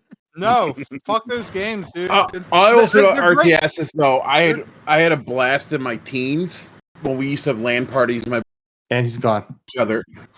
There he is. Sorry, you cut out. Oh, I'm sorry. No, RTSs. I used to play a ton of RTSs in my teens. We'd go to my buddy's house and we had one dedicated server to play them, like Red Alert, Warcraft, Rise of the Nation, Civilization. I remember Red Alert. That game was huge for a bit. Yes. Then Yuri's Revenge came out and everyone was just playing Yuri and everyone was just controlling tanks. I like RTSs. But I'm with you, Rich. I think I grew up on RTSs. I think it's more nostalgia at this point for me. Like, I love Rise of Nations. I loved StarCraft growing up. Like, that was my game, the original Warcraft games. Like, I played that all the time, but I don't know if I can go back to playing them. I tried once and I'm like, nope, I uninstalled the game. Let's see.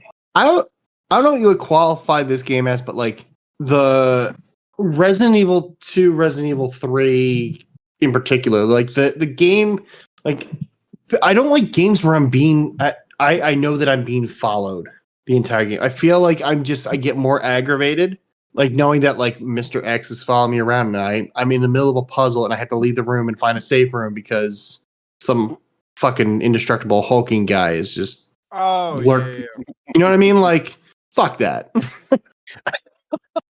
Like, I want to like those games. Like, if you cut that whole part out of the game, I would love Resident Evil 2.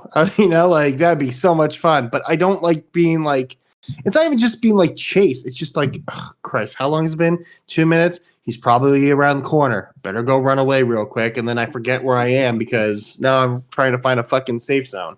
I'm not salty. Greg doesn't appreciate interruptions in his games. No! The whole time I'm sitting here like, what about this? That doesn't bother me. Oh, okay. Yeah. No, because you know what though? Like, I know that is a component of the game, and it's very like I don't have to really stop what I'm doing. Do I need to like find enclosure somewhere? Yeah, but there's caves, there's bases, there's all sorts of stuff. Like I can keep going in a straight line and keep doing what I'm doing and not have to like venture off too far. But like I'm talking about like you're on one side of the fucking police headquarters, and then I got to run all the way back to the other side. But lo and behold, there he is right in front of me, and I have to turn around and find, like, fucking go down some stairs that are now locked, and I can't do that. And fuck this. And it's the same with like Resident Evil Village. Like, I wanted to like that game, or even Resident Evil. What's the fucking the one before that? 6. No, not 6. Is that 7? 7. Yeah, it's 7. Well, the one where you're like in the swamp in the south. It's the same thing. Like the I thought, first person Resident Evil game, cool. This could be fun, but at the same time, like, I'm being followed by a guy that is like in the first 5 seconds that is literally just going to kill me anyways. Like, let me get a hold of the game first. Right. Like, fuck this. That's fair. So, what was the second part of the question? Are there any genres that should be more accessible? I don't know. I think most genres are accessible. Every genre is accessible for its target market. So, like, Yeah, I think before Wilds, I would have said Monster Hunter, but yeah, I don't know. I think the entry point to most genres are pretty established. Well, yeah, part of me was thinking about like fighting games, but if you made fighting games accessible, you take away the skill of it. So I don't know. I'd be interested to hear his answer on that. Yeah. All right, Zach, you're up. I want to know what your thought is. I'm gonna have to clean up this whole goddamn thing now. I almost nuked assholes. it, to be honest with you. You assholes. Hang on. I love you all, but seriously. All right, this one's from Moose. It's kind of a part 2. Question for the show. What is the type of game you wish you could get into but never seem to be able to? Say that one more time. What is the type of game you wish you could get into but never seem to be able to? single player game. Like, Yeah. Story driven single player games that are completed and just like start to finish, you're done with the story. If there's going to be a sequel, there'll be another game, whatever. Like those kind of type of games. Like what was the one on PlayStation, Uncharted? I heard that was like really cool and like really good. I love Uncharted. Yeah, like those kind of games. Like I think that they're going to be great, and I'm like, okay, like I think I'm going to do this just so I can have like a story time game, right? And then I think about it, and I'm like, I can't play it with anybody. Like, is it? Right. It's like I fear like it's not going to hold my attention. And like Clair Obscur Expedition 33. I was in it for a long time. I was like, this is a great game. It was really cool. The story's really interesting, all this other stuff. And then like I dropped it before Dune even came out. I was like, I'm kind of good, you know, because like it's just there wasn't anybody to play with, and like I've always played multiplayer games. But yeah, I would love to somehow get into those types of games because my brain won't. Look at those kind That's of games understandable. like a good book. You know what I mean? If it's well done, it's almost kind of like it invokes that same type of vibe in me to whereas like I start a book, it's dope, and you know I'll be laying in bed, peeking over my book to the clock after each chapter, you know, and find myself up till fucking 3:30 in the morning. And like some of those, like Ghost of Tsushima is a really good example of like those games that'll just suck you in, and you just like I got to keep playing because I want to see this narrative goes type of thing. Yeah. So that's but again, it's kind of one of those like you need to be in the mood, at least personally. Like I need to be in the mood to dive into something like that. Who's next? Rich? For me, it has to be fighting games. I'd like to get into them, but I already. I think we lost him again. God damn, this fucking dick! I swear to God, I'm gonna blow the fucking shit up. Fighting game. I heard fighting game. Fighting games for me. As much as I would love to get into them, I just don't think I have the hand-eye. Episode name. We lost him Fucking again. Discord. We lost him again in Pineapple Upside Down, fucker. How about now? Can you hear me? Jesus Christ. In those Yiddies. Okay, fighting games because I suck at them. There you go. There's my answer. Okay. I mean, I'll agree with Rich. Fighting games are kind of one of those things that I wish I could get into, and I've never kind of really been able to. Like, it would probably bum me out to go through my game library and see how many fighting games that I thought looked absolutely dope and bought and spent maybe a couple hours in before I'm like, I'm over it. I don't know what it is. Those games cannot grab me for whatever reason, regardless of, you know, whether it's what was that DC game, Injustice? Oh yeah, that was fun Dude, though. so hyped for that game, and I think that's the one that kind of pulled me in the most. Because it looked amazing. I think they did a really good job with it, but just fighting games just cannot keep my interest for long at all. That's fair. I get that. Like I think for me, I'm the same way. Where it's like I have to. There's something about the fighting game has to pull me in. Like Injustice was a lot of fun, but I think mainly because I'm a huge comic book nerd. I was just like, oh, this is cool. Like I know the characters. Like I can have fun with this. Right. I don't. This is gonna sound dumb, but like the Elder Scrolls series games. I don't know if it's just because they're too open. Like if they're just too open world for me. Like I really want to get into the games. I really do. I've never finished Skyrim. I never will. It's never gonna happen. I just get too like I can't focus. Yeah. I'll never touch Skyrim again because it blew my Xbox 360 up. Red ringed it. So I'm a little bit bitter about those games. I tried that, but I couldn't get the controls on controller, so I kind of gave up on it. I tried out like Elder Scrolls Online Morrowind, and I got in that it was number one, it didn't really run right on my Xbox. There was that. But also like how fucking huge it was. I was like, I don't know what's going on. I have no idea what's going on. Talk about another game with just a year's worth of content. They're still releasing content for that game. Like that's got to be another really tough game to get into. I played it. Actually, that was the game I was into before Destiny. That was the game the last game before Destiny pulled me in for a decade. Another game I wish I was into, or I don't know. I guess I'm afraid to try it. Like I hear a lot of good things about like games like Death Stranding, and then you have like the like Kojima games in general. People like rave about them, but they're almost too artsy. Too I don't know. Like just something about like I feel like I'm gonna get bored quick. Are they too Japanese? No, not even. I don't like. There's a whole thing like in the new game where you can literally just sit there and stargaze and just like pick out constellations. Dope. Okay, It's dope. I'm It's interested. dope. But like at the same time too, Kojima stories are very like not convoluted, but like it's all over. Like you have like it's just so artsy sometimes that you have no idea what the fuck is going on. And if you're playing a single player game, like to me, like I can't.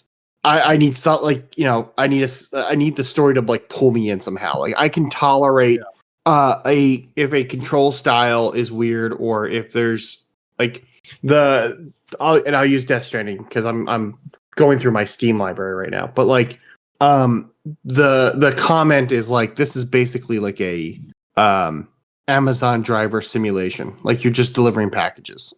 So I mean, there's some combat, but you're basically going from point A to delivering packages to people. So how much am I really gonna like sit there and be like, oh god, I'm gonna have to keep traveling with these fucking packages again for the bazillionth time with a story I have no idea what's going on? Like I can't. My brain can't function that way. Like it needs something else to pull me in. I've always wanted to try the Witcher series, and I just can't get myself in. See, Same. that's given me such a hard time about that series. I can't. I've tried it a few times. I know Nips loves those series, like that series too. It's the controls. I can't get past the controls. Like I can't enjoy the game to play it. But I'm with you. I would love to learn. The stories themselves are great. Hang on, I'm trying to go through all this clutter to make sure I'm not missing any questions. Okay, all right. Final question. This one is specifically for Rich. This is from Late Trucker. Question for Rodimus. Would you ordain me and my fiance's wedding? All travel and steak dinner provided the night prior. Absolutely. Hey. All right. There you go, Trucker. Got your answer. Reach out to him. We were talking about it. I think it was like you need to put that in the questions channel. So yeah, he and I were talking about it the other was it last week? He was asking me like he was trying to figure out a way to ask him. Just ask him. Put in the question channel. It's fine. Yeah, he's like, I don't want to be weird, but like I got a question for you. I'm like, shoot, I'm not that big of an asshole as much as I claim to be, but you can always ask a question. I may answer it, I may not. He's like, would you ordain our wedding? And I said, absolutely. There was no hesitation. So him and his fiance are, I guess they're talking about moving up here in Michigan somewhere. So yeah, he was. So did he talk to you? Because he was saying how he's thinking about like Ohio, Michigan, Yeah, I told him to Somewhere stay in- the fuck out of that shitty ass state of Ohio. So, it is the asshole of the Midwest. Everything's in the Midwest, though. Russ is Russ figured that. But no, him and I talked a little bit. Where he wants to go where his hub will be for his trucking. So he's gonna be in like southern Michigan. Oh, then yeah, he should just move to Michigan. I mean, Yeah. they're gonna be there. Toledo, I'll give him okay. Toledo's okay because it should be part of Michigan, but there was a big war about it. So I don't know. Toledo's kind of. Even people in Ohio are like, Toledo. well, it's funny is the War of Toledo is how Michigan got the Upper Peninsula. That was part of the treaty that we got the Upper Peninsula if we gave Ohio Toledo. I mean, you can have The it back more if you you know. want. Do. Yeah, the star going across. Yeah. I think that's all the questions. So thanks for the questions, guys. Keep them coming. If you Nuke want to that keep asking, channel, that bullshit. I'm nuking it right now. I am trying so hard to nuke it as fast as possible. Okay. But I did want to bring something up real quick. I did something slightly spontaneous. First, I want to preface it by I'm going to blame Ed first and foremost because Ed was telling me just get rid of. You have a PC now. Just get rid of the Xbox. Get rid of the Xbox. And the more I thought about it, the more he was right. Is that why the TV's gone? Because I was going to ask you why your TV's gone behind you. Oh no, that's going in the basement. That is Okay. we are putting a treadmill down in the basement once it's done. Our contractor put a couple of beams in the wall so we can just mount it right to the Nice. Yeah, I noticed so- the TV's missing behind you. So Yeah. TV's gone. That's just empty space. That was just up there for storage anyways. So it's basically once that basement's done, we're gonna put up once the drywall goes up, we'll paint it. I'll mount the TV into the wall and we'll have a nice little workout area. Trying to got rid of the Xbox. got rid of the Xbox. So I got rid of the Xbox. So Ed, I hope you're proud of me. And I used that money to buy a Switch too. Ooh. Oh shit. Yeah. Nice. Yeah. I want to. And the reason I was going to bring it up is because I think I've seen a lot of things like in different Discords and online, like people like ratting on it for what it is. Now, my opinion, I'm not telling anybody to go out and go buy one. All I'm going to say is, if you're a big Nintendo fan and you're going from the first version of the Switch, which is what I had, it is drastically different. So in a way, for me, it's a good I'm enjoying it so far. It's a Nintendo console, so it's really you're just in it for the Nintendo games. Like I bought Cyberpunk for it, so I'm going to be playing that.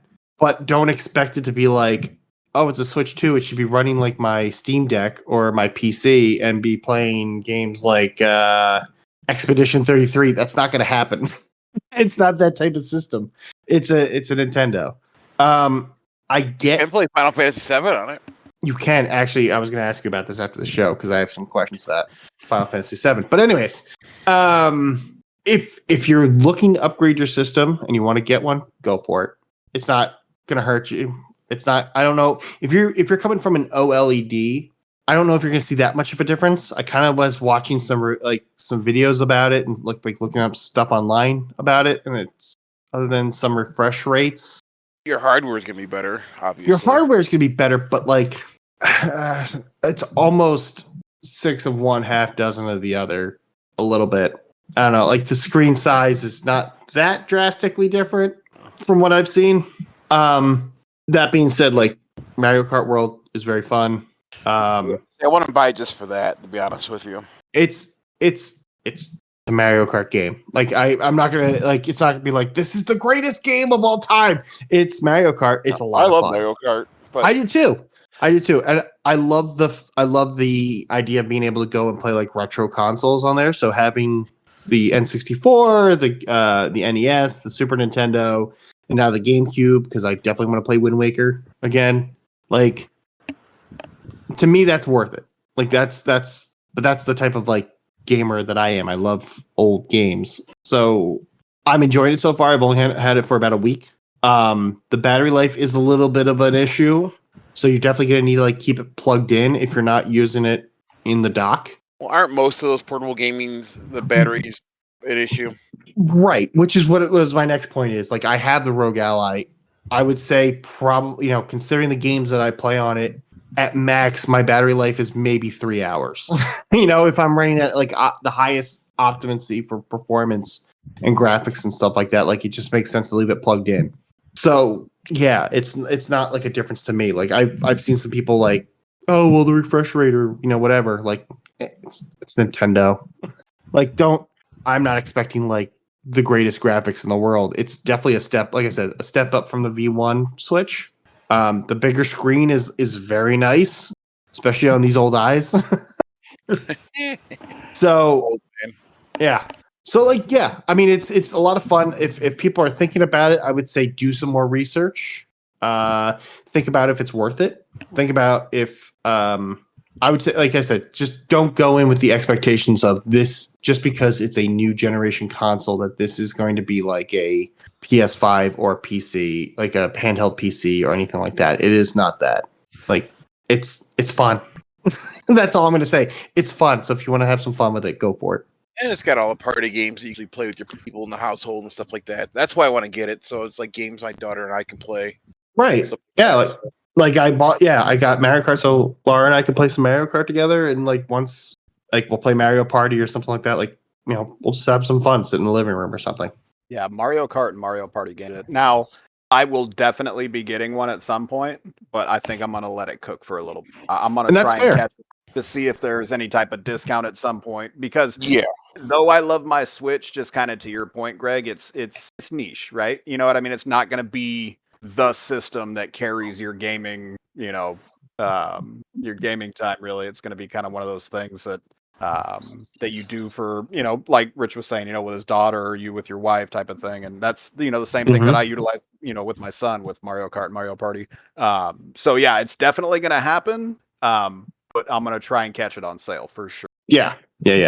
No, completely understandable. Like it's the only thing I would say, and this is for anybody, I hesitate to tell you to go buy anything used. And that's the one thing that's come up a lot with the Switch 2 is, the bricking of the consoles. And in fairness, a lot of the things I've seen when like these consoles are getting bricked, it is like there's things out there like you can mod, like people are trying to mod their Switch. People are trying to like put in not emulators, but they're like these little like cards that allows you to play like all these other games. It'll ban your system, like it bricks your system, and people are just doing it to be like, well, I tried to see if I could do it and I broke my system, so I guess I'm gonna like trade it in. Like, be careful, because the problem is once it bricks a system, I mean it's now getting to the point where even Nintendo, once the system gets banned by the user, like Nintendo's having issues unbanning the system. Yikes. So it is something you're gonna have to buy like not used. So like on sale, definitely. Used, I would really hesitate about it. Like somebody got banned because the as a joke, they changed their sister's profile name to Twink Link, and they banned the profile, and it kind of like banned the Switch a little bit, and it took some time, but like I think there's like last update I saw was that, well, they banned the profile. It's permanently banned. Like I can't use it anymore. So now we just have like a new Switch. We're gonna have to create a new profile and go from there. I mean, I feel like most gamers know at this point that if you step a wrong foot with Nintendo, they go hard. So you probably should be careful with that type of stuff. Yeah, but people don't care. People are like the fucking. I watched some video. Some guy got a Switch where he went on like the opening release night and he bought a Switch at the Nintendo store in San Francisco, took it out in front of everybody, took it out of the package, and then pulled a hammer out of his bag and just smashed it in front of everybody. Like, I mean, he's like people like, it's just one of those things. It's like now, unfortunately, like we live in a society where it's like, watch my videos and watch what I'm going to do with this system. And, people are just doing dumb shit for the clicks, and it's a little aggravating when you. One thing I can say in the Switch 2's favor is my boy Danny bought one. He pre-ordered his, got his on release, and I don't think I've heard from him since. So it's, I mean, like I said, it's a lot of fun. I mean, it's like there's definitely once more games come out for this. Like, I know a lot of people are talking about the updates for like the Zelda games that came out. A lot of people played them, but they kind of stopped because they were like, I mean, it's fun, but it's a lot. I guess these Switch 2 updates have improved the games a lot more, so people are now going back to it, and it's like a time suck. See, and I haven't So- played, dude. I haven't played a Zelda game since Zelda. It's been a while. It's been a hot minute. So, I mean, that's kind of, and it's I don't know. I mean, I think to your point, for anybody that's owned a Switch, and again, it's not going to be the workhorse gaming system, right? No. And I think everybody that's had one, it's that niche, and I think everybody that's had one enjoys the niche that it fills. And not only that, but if you're into Pokemon, you're probably going to want to Switch. Right. Like I'll probably pick up a Pokemon game for this, just to play some Pokemon. I'll probably wait for the new ones to come out, but Didn't wasn't the second release game for that like a Donkey Kong game? Didn't that just drop, or it's getting close? I think it's getting close. I think it's this month. Yeah, I'm pretty sure it's sometime this month. Oh, well, Still- it's only the first, so yeah. But still, I'll play it. Like, I mean, it's Donkey Kong. Like, how's it? Again, it's gonna be like one of those games. Like, oh, well, it's Donkey Kong. Yeah, it's Donkey Kong. You know what you're expecting. You're gonna have some fun with it. Oh, for sure. So, anyways, I just wanted to throw that out there. since we've last recorded, and this has been the update. Nice. Sounds like a good swap if you're not using the Xbox anymore. I wasn't, and no, that was the other thing. Like, I found games on Game Pass. I was like, but I could play this game on Game Pass on my PC, and I really want to play my PC. So, what's the point of having the Xbox? Are you recording on your PC now, or are you still on your tablet? Oh, I'm still on my tablet for this. I don't have a camera for my PC yet. No. Gotcha. Yeah. I'm getting there. Baby steps. Baby step. I mean, even my tablet. My tablet at this point is strictly just for our podcast and D&D. That's it. That's all I use it for. It's what's the point? Nothing wrong with that at all. Yeah, exactly. Speaking of which, a month out. I gotta write the I gotta get working on that story. Well, no, let me rephrase that. The story is written. I need to work on like encounters. That's what I need to work on. And how I'm gonna kill each and every one of you. Savage. I love that message that you put up. Just be like, just so you know, if you die, you're dead. It's a wrap. Yeah. It's like, Fuck damn. it. We're not doing any of this like reviving type shit. You're dead. Reroll. I'll pick up in the forest somewhere. Yeah, all right. So like the game we're playing, I know we talked about it last week, I think, for a split second. But like there's some magic in the world, and it's not that like there isn't exactly like a healer or anything like that. So I didn't want to, for a group of people that have never played the game, I didn't want there to be any room for confusion. Like, oh, but there's magic. We should be allowed to heal people or bring them back from the dead. No. I mean, could there be like a machine that keeps somebody alive in stasis? Possibly. That's something that is like written into like the book. Like, this is something like technology is a thing. Magic is like more of it's demons, I guess is the best way to, what I mean? Like it's like ghosts and specters and stuff like that. Like, it's not like, you cast fireball or anything like that. Gotcha. So I didn't want to like mess with, confuse anybody any more than this game will be confusing. Nice. But speaking of demons, you guys want to do a top 10? You son of a bitch. Yeah. So, in true fashion, since Bell is here, let him pick list number A or list number B. List number B. We're going to talk about the top 10 most overrated animals. Animals? Yes. Tigers. Are not on the list. Penguin. Lion. Dude, I got a new ultra wide, so I'm trying to. What? Lions is number 7. Penguins is not on the list. Fucking giraffes. Not on the top 10. What you got against giraffes, man? I don't know. They're He- just too tall, man. It's He doesn't like the idea that they fight with their necks like this. Yeah. I mean, we've hit lions and tigers. Let's go bears. Oh my. Oh my.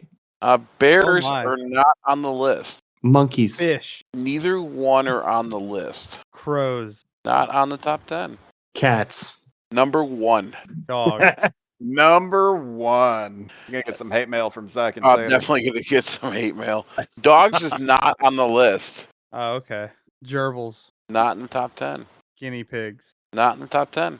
rats. Not in the top 10. Damn, he's just firing them off. Snakes is not in the top 10. All right. Well, my run is done. You guys. there you go.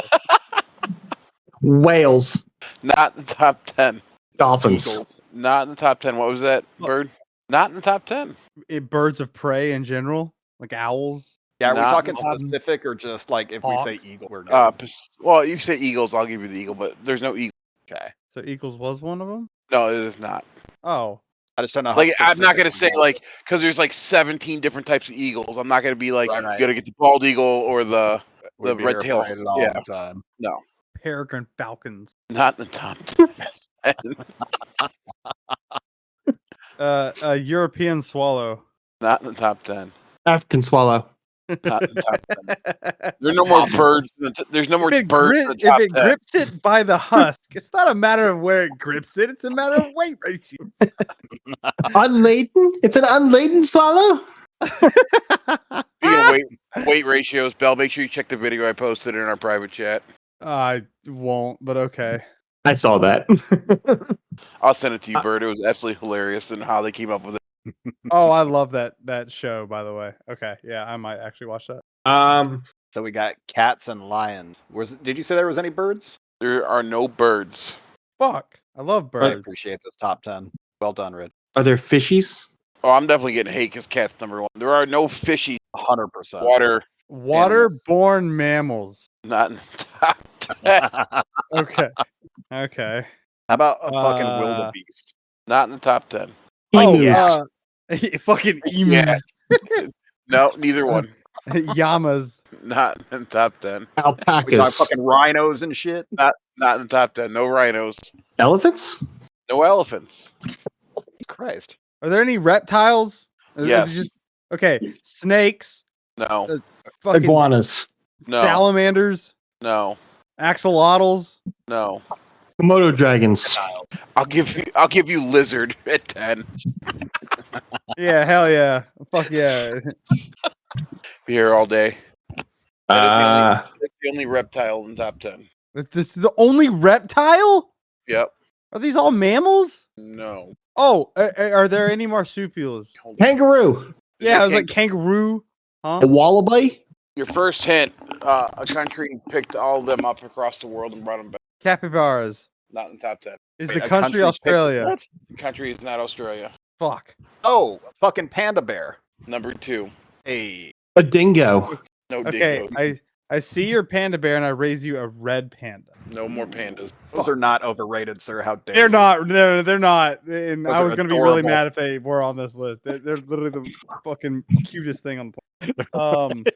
Yeah, they do that like when they're frightened and they're like, Fear me. fear me. Rawr. Like, you see Koala bears. bears. Oh my god, dude! We just said Koalas at the for same sure. time. Number dude. 3.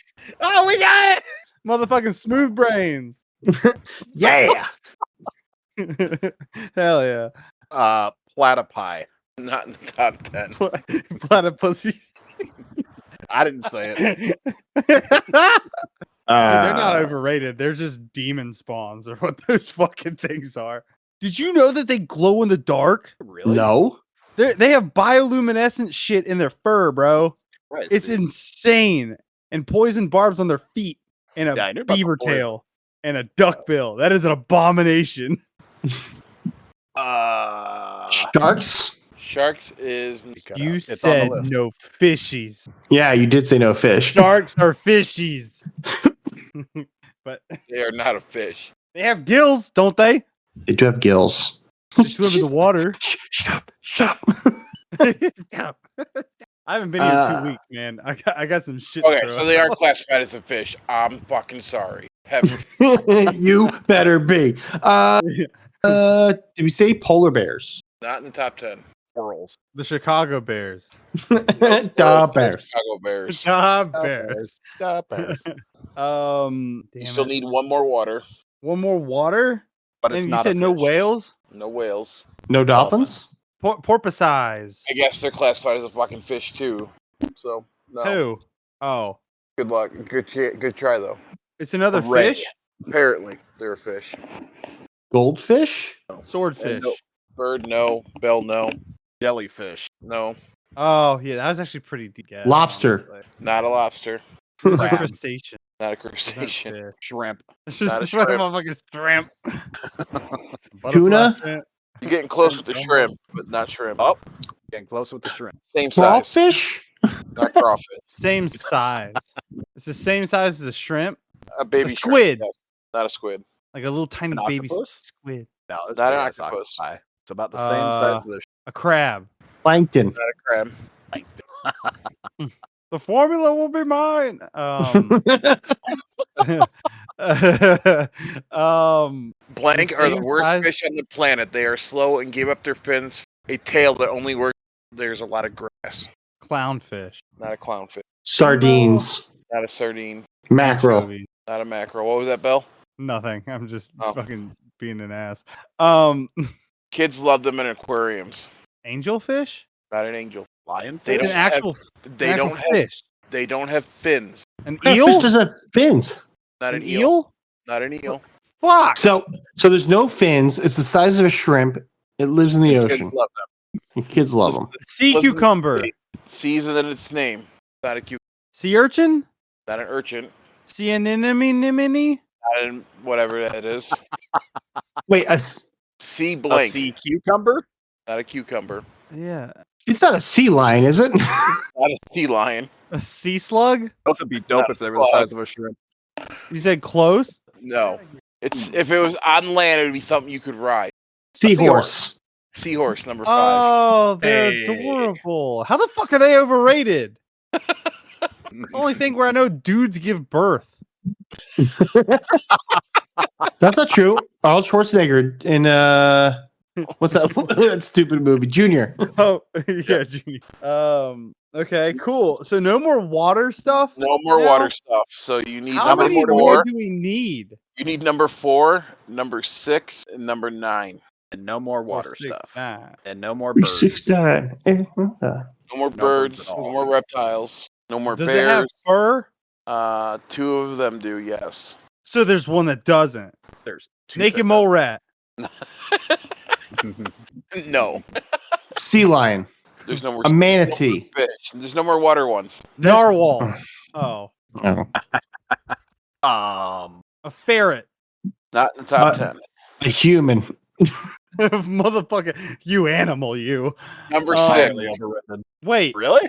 What? Human. Number 6. Hey. Yeah, it's good so job, Greg. overrated. I fucking hate those Overrated. things, man. They're crazy.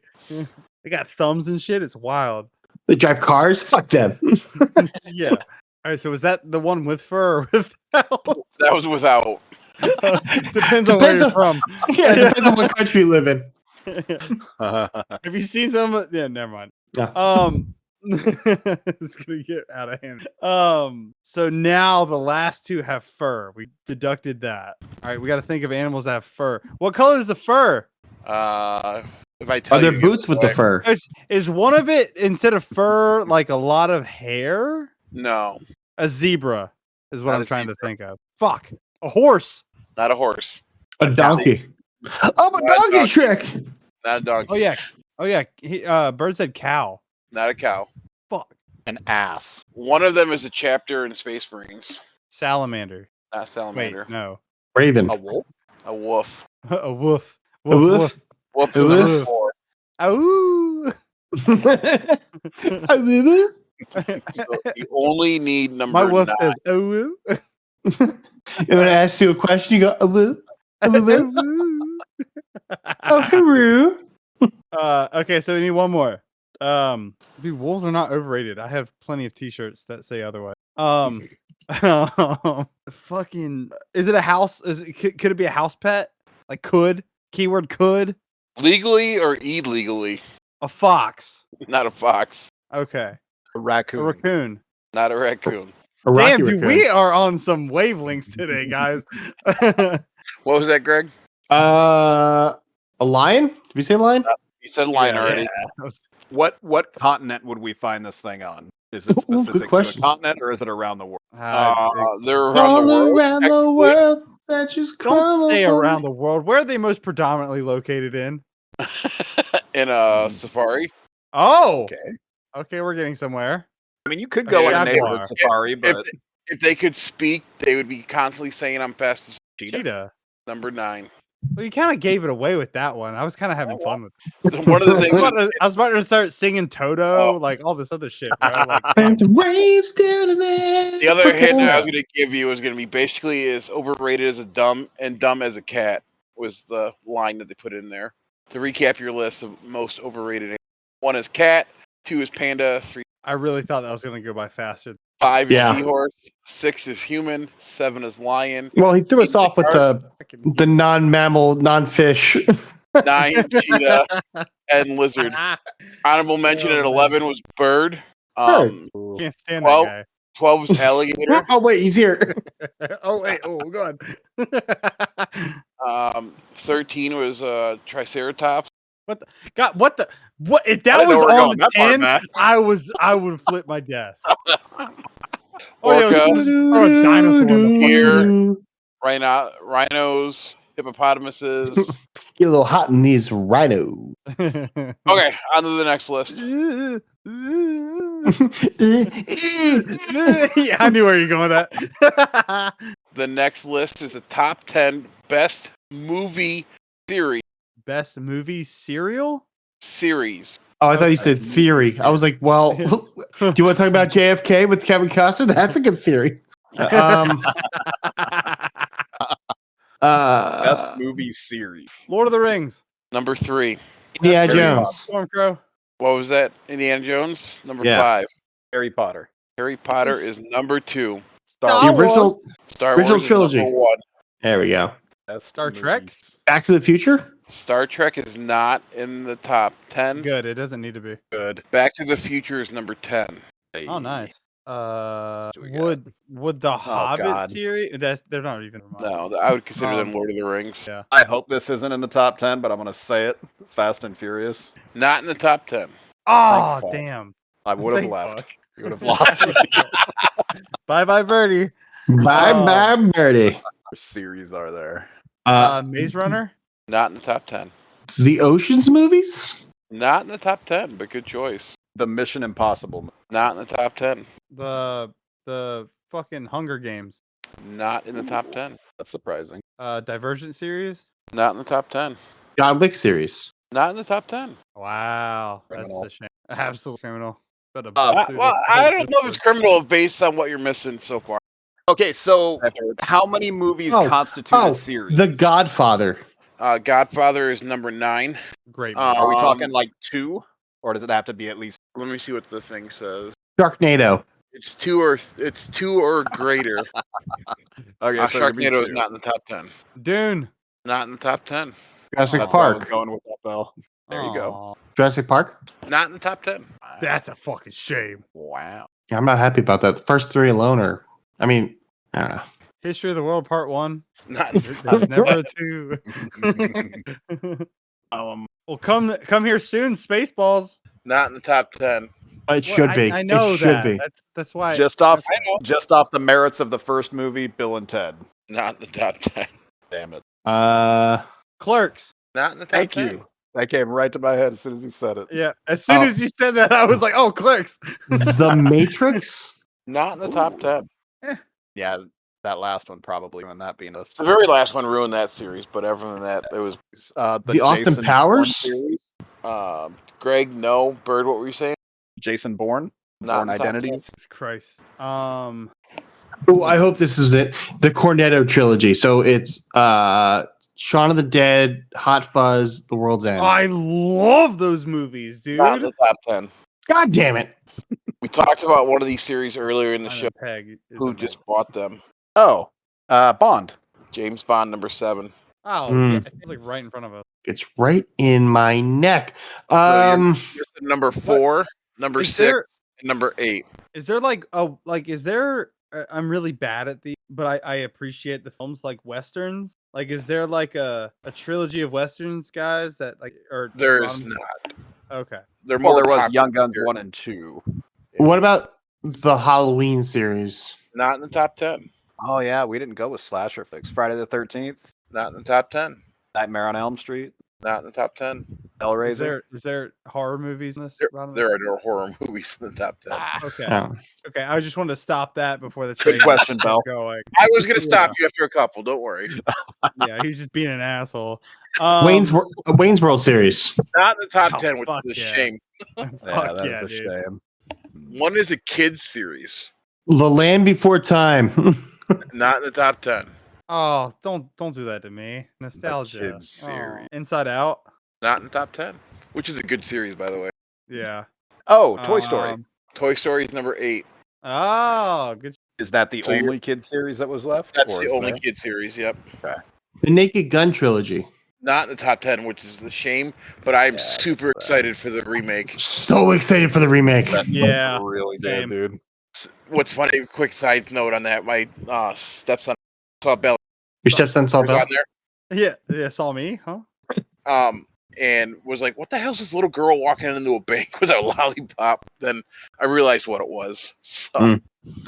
Doo-doo, doo-doo, doo-doo, doo-doo-doo. Wait, This is the last one, right? no, you got 2 more. Oh. is it like a Marvel series? It is not a Marvel series. Wow. Oh, the Dark Knight trilogy. Number 4. Oh shit. Nice. What's the number of the last one that we need? Number 6. The pack. Can I get a hint? 5 movies. 5 God movies. Dang. 5 movies? I could give you the next hint, but it's going to give it away. You should do that. I got a jar Right. of dirt, or Holes. Just kidding. I got a jar of dirt. Oh, Pirates of the Caribbean. number 6. Oh, Oh, I've got a yeah. charger. So, honorable mentions was the X-Men series at 11, Spider-Man at 12, the original 3, I guess. Original 3. Jurassic Toby's. Park was 13.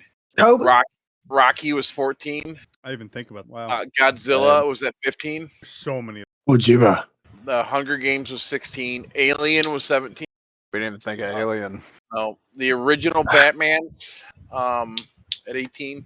Well, wait, when you say original Batmans, Adam like West? No, Adam Adam West. West was a TV show. just Keaton or like Keaton, Kilmer, Keaton, Kilmer, Clooney? all of them, yeah. All those. But they were all in the same era, the same storyline. So, Terminator was 19. Fast and Furious was 20. Die Hard was 22. Fast and Furious above Die Hard, really? Yeah, That's Transformers was 23. Well, it's 'cause all Star those Trek kinda- was 24. Shrek was 25. Home Alone was 28, which should be higher in the list. Number 2 was. I love 2. After 2, it should stop, and it didn't. Yeah. the first But two, two, yeah. two to me was almost better than. I love 2. I feel like Iron Man should have been higher, like the Iron Man series. Where did that land? That one landed at 37, Oh, wow. above Yeah, Captain but you know what America though? Matrix. Like in terms of like the all those series, I mean, the Guardians of the Galaxy one was like the best series of all that. Yeah. I don't know. I wasn't the biggest of fan them. of 2. 1 and 3, I like yes. 2. 2, which I do because I'm a huge Kurt Russell fan, but I don't know. But also, 1 that and was 3 really are bangers, weird. though. Oh, I just watched this trilogy the other day. It was Rush Hour. Do you understand Oh, the words dude, that coming out of my mouth? I love it when he's in the casino and he's calling everyone racist, essentially. What do you mean I'll get 500? You got Wipe yourself Rambo, off, you're dead. Beetlejuice, Naked was Gun. that? Beetlejuice was number 56. Sorry, I Ace, didn't hear you. What? Ace Ventura is 58. Damn it! So close. So fucking close. Kill Bill was 61.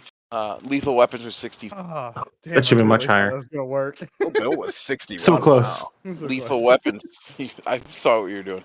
The Smith 48. I mean, Jackass series was a pretty good series. No, it wasn't. It was like something to put on in the background at like 2 a.m. That's all that was. Yes, that is very true. But it was good for Hellboy that. at 82. Let's see what 100 was. Rio. Oh, Rio is actually. It was like okay. What are they, parrots or whatever? the parrot. Yeah, Yeah. they actually had a really know. cool story. I'm not for a Yeah, those kids are pretty movie. decent flicks. So that rounds out your top 10. Oof. I don't know. That list kind of sucked. Not a fan. I mean, Star Wars was. But which, I mean, If we're talking the first 3 and Rogue One, I'm in. Yeah. I loved Rogue One. That thing got dude, so much shit. Rogue One was That so good. movie was where the fuck did that come from? You know what I mean? With the new trilogy, it's like, oh my goodness, and then that gem just pops out of nowhere, and it's like, this is fucking amazing. Yeah, that movie Such is a good movie. bang. I actually want to go rewatch that. I actually Such a really like good Solo as well. I like Solo. I rewatched it after I finished Andor? season 2 of Andor. Yeah. Dude, so good. It flows right into it. Perfect. Right They in. did such a good job with Okay, that. cool. Have you seen Andor, Bell? No, I haven't. Ooh. Oh, dude. I have not seen that You one like either. Rogue One? Actually, Yeah, stop. you guys like that movie. I actually haven't seen anything of the Mandalorian past. They're supposedly making a movie. It's coming out. Yeah. Yeah. It's okay. It drops a First little. season was Yeah. fantastic. Oh, I think it lost all its hype once they showed. That was pretty dope, though. It was. Surprised they kept that under wraps. Yeah. Who knows nowadays with the movies and stuff. Dylan, I've been watching like Studio Ghibli movies in the morning while I get ready for work. Oh, don't give me. So far this week it's been Spirited Away, Yep. Princess Mononoke. Oh, I just watched that on the plane on the way I'm still back. trying to. I need to figure out what I'm going to put on in the morning tomorrow before. Howl's Moving Castle. Howl's Moving Castle. All right. That one is so good. So good. Oh, actually, no. Scratch that. Save Howl's for later. I want you to watch Nausicaa and the Valley of the Wind. That is such a slept on Ghibli movie. It is so fucking, and it's like straight from like 88, 89. Like I think old that's school Ghibli. okay. I'll watch that one next because the other one I was going to watch was I haven't seen it yet. Is The Boy and the Heron? Yes, I watched that a long time, even quite remember. But actually, I don't know if that one was good or not because I can't remember. It won an Oscar for something. I don't know what though. Yeah. Oh, My Neighbor Totoro. That That one is fucking great. Mm-hmm. I need to rewatch that one. It's been a while. I know you're Yeah, talking Matt- Princess about Mononoke takes the cake. Princess Mononoke is the best out of all of them. Hands How's down. Did you ever look into that theater release or what? I did. I missed it. Oh. And like, I mean, for me, it's like I've seen that movie so many times. It would be really cool to watch it in a way, but I'm at a point now where I know exactly every scene. I've watched it probably 10 times. I love that movie. Speaking of morning routines, how's your garden and coffee? It was nice. My tomatoes are growing quite well, thank you. although the I had to go get blood taken this morning, which I'm not gonna lie, I'm still like kind of fuming over it because right before we started recording, like right before I walked up here. So this morning, this has been like an ordeal. They canceled my original appointment. I was like, well, I can just do a walk-in. I'll just get my blood taken. So I went and got I did the fast starting last night. Woke up this morning like 7:00. Ran over there like up the street to go get my blood drawn. And the nurse was like, "Oh, you're just getting the one thing, right?" I'm like, "No, I want there's like a list. Like I need to get like my A1C, my cholesterol, my full panel, like the whole nine, just everything." I've been waiting all goddamn day for my results, and they clearly did not take test results for a couple of these. So I don't know if I have to go back. I can't go back tomorrow because I haven't fasted. So I gotta call my doctor tomorrow and be like, "What do you want me to do?"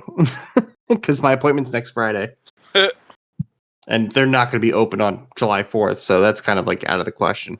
I don't know. So yeah, that's been fun. It's been fun being like, I already hate getting my blood drawn. I don't want to go back again, and I have a feeling I'm going to have to, and I'm not happy about it. By the way, speaking of July, happy Bobby Bonilla Day. Oh yeah, happy Bobby Bonilla Day to you too. So What the fuck is that? Oh, the greatest mistake in baseball history. Oh, okay. Hang he on. essentially gets paid on July 1st every year until like 2035. He gets paid like just over $1 million every July. It was the worst deal ever in baseball. He collects $1.193 million from the New York Mets every July 1st. Until 2035? Yes. Until 2035. Damn. I'm guessing he doesn't play for them. He hasn't played since 2001. And he's been getting paid this amount since 2001. Give that man's agent a fucking raise. For real, right? Damn. Yeah, he got some like huge deal, but he sucked. Like 1 year, he got paid for So 1 year. apparently, he also gets like $500,000 from another team. Yeah, from the Baltimore Orioles. Yep. they owe him $500,000 for 25 years. Christ, is that dude's agent still working? If I was a Major League Baseball player, that would be my first phone call. Bro, I'll hire him just for being a technician, dude. Like, give me some sign-on contracts. Like, holy fuck. All right, here. I'll read you this part of the Bobby Bonilla Day. After his subpar 1999 season, the Mets released Bonilla, but they still owed him $5.9 million. Bonilla and his agent offered the Mets a deal. Bonilla would defer payment for a decade, and the Mets would pay him an annual paycheck of just over $1.19 million on July 1st, starting on 2011 and ending in 2035, adding up to a total payout of $29.8 million. Christ. What was the rationale of the Mets for taking that deal? They're the Mets. That's fair. Valid. I'm not a baseball person, but I'll take it. Either am I, but it's so funny. It's like everyone That's posted about it crazy. today. Yeah, it's Bobby Bonilla Day. It's the greatest day in baseball. For Bobby That's so Bonilla, it fucking sure sounds like it. And for everybody who's not a Mets fan. That's wild. Okay, well, let's wrap this up. It is Bird. Any final thoughts? Well, appreciate you guys having me on as always. Go play some Space Marine 2. We have also started dabbling into Darktide for a different angle of 40k fix. So that game, it's my understanding that is. Yeah, Bell, you remember them days? Oh, that was a fun game. Yeah, dude. So I picked it up on PlayStation. It's free on X Pass, to my knowledge, still. So definitely shout us out for that one. And yeah, happy Bobby Bonilla Day to Bobby Bonilla. He's enjoying himself thoroughly. But yeah, man. Come out if anybody wants to play 40k games. Hit me up. I'm down. Yeah.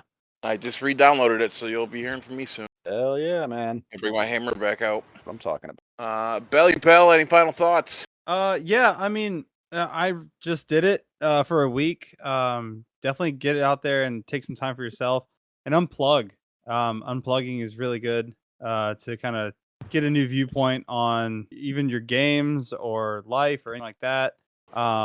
Take some time for yourself and take care of yourself. I am definitely looking forward to that because that's gonna be my week Monday. It might be daughter night. Okay. Yeah.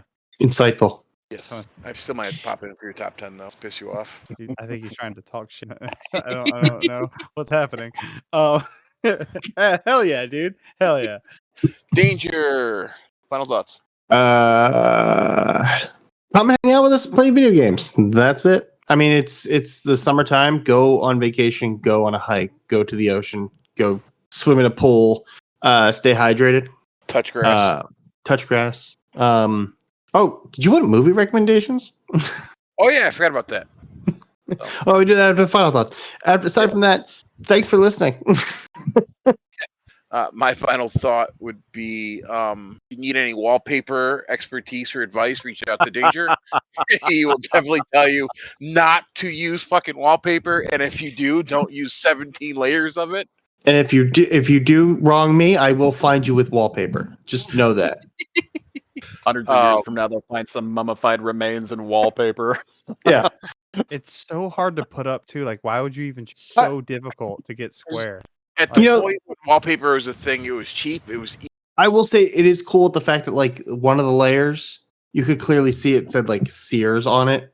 And like that's cool. Like that's nobody knows really. Like Sears is closed down at this point. Like nobody knows about like going to Sears and buying this shit. Like that's cool. Aside from that, fuck wallpaper. Have you found like the newspaper installation yet in one of your walls? That's very common in those type of houses too, where they just pack the walls with newspaper for. No, but there really wasn't. There's really not insulation in my walls. That's this is a Midwest house. It's siding and then plaster. That's layers of wallpaper. There's your insulation. Yeah, when we redid my mother's house, we had the guy before use like plastic pellets, styrofoam pellets in the outside and the inside. Oh damn! So like the bottom half of the wall, when we went to go take the drive, it was just fucking this white. It looked like white snow just coming out of the wall for an hour. That was asbestos. So no, it wasn't asbestos. It was other things. I got the black lung, Pop. I got mesothelioma. So, Call before now. Bell sends Offices us of out, shame, suckle off. thanks to Danger for reminding me. You got any movie recommendations? Oh yeah, Bell hasn't been here for this. So Dylan, you're not. recommend any movies? Princess Mononoke. Go watch it.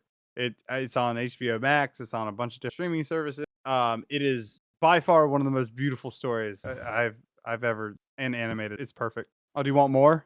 Nope, that's it. This one. Shit, Oh, I did spell it right. Awesome. Winning. Tiger Blood. Oh, I'm a fucking wizard. Bird, how about you, sir? What's that? Movie recommendation? Give me one movie recommendation. Just I one. mean, I'm gonna go with the one that Danger and I have been talking about putting a movie night together for, and that's Event Horizon. Oh, it's a good movie. Oh, you did that. You gave it to me last week. Give me a new one. Oh, that was given to you last week? Yeah, you gave me that one last week. No, Zach gave him that. Zach gave Oh, it. Zach did? Yep. Because that smooth brain shit Zach again. stole your thunder. All right, let's see. Well, shit, on the spot here. Movie recommendation. I go to Danger and come back to you if you'd like. There you go. That works. Greg, what do you got? I'm gonna say Bullet Train. It's just a Really? fun, nonsensical movie about I like assassins, Good movie. starring Brad Pitt and a bunch of other people that you would instantly recognize. Yeah, it's just a fun movie. Like, it's just a movie you can, like, honestly, you put on, you lay down on the couch and just, like, turn your mind off and really enjoy yourself. I think it's on Hulu right now, or HBO. I think it's on HBO. My movie recommendation. I love that movie. So, fun fact about that movie: when I was pregnant with me, my dad and the doctor was watching the movie, and the doctor wouldn't deliver me till after the movie was over. What was the movie? Silver I wasn't Streak. listening. You Silver were Streak. not- Okay. You weren't listening, but we also didn't hear him because it cut out. No, I was trying to make it nice, but God damn it! Fuck this Discord. Silver Streak. There. Oh wait. Can I get another one since I wasn't here last week? Sure. All right, Snowpiercer. Well, that's a good one. That movie is fucking. Because you said Bullet Train, and it reminded me of Snowpiercer, and I was like, oh shit, that one's really good. That is really good. Is that a TV show or a movie? Ofa. Movie. Because I guess there's a TV series too. Yeah, there's this, but no, the one with Chris Evans. Bird, got anything? Dude, I don't. I'll update you in chat. Okay. On that note, Bell, take us out. Out of this Discord. Turn it to the. We're gonna have you stop cutting out. Anyway, that's it, everyone. Episode 72. So the average heartbeat is 72 BPM, but when these guys enter the room, it skyrockets. Thank you, Bird, for joining us. Thanks for listening to DPS, and have a good one. Love ya. Bye. Bye-bye.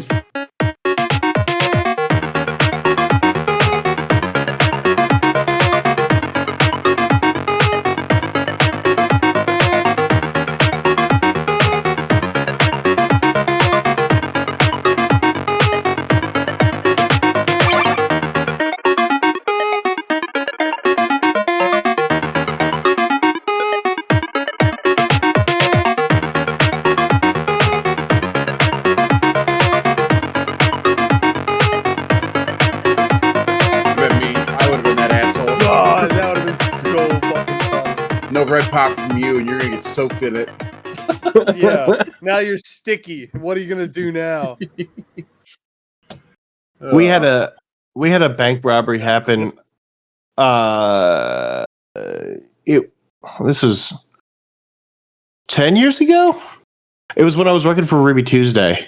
There was one, like, I was working in this, like, smaller, like we called it like a 2-tier store. But anyways, there was a bank nearby, and there was a bank robbery, and we had no idea what the fuck was going on. It was still like the restaurant was still opening. It was like 11 o'clock in the morning.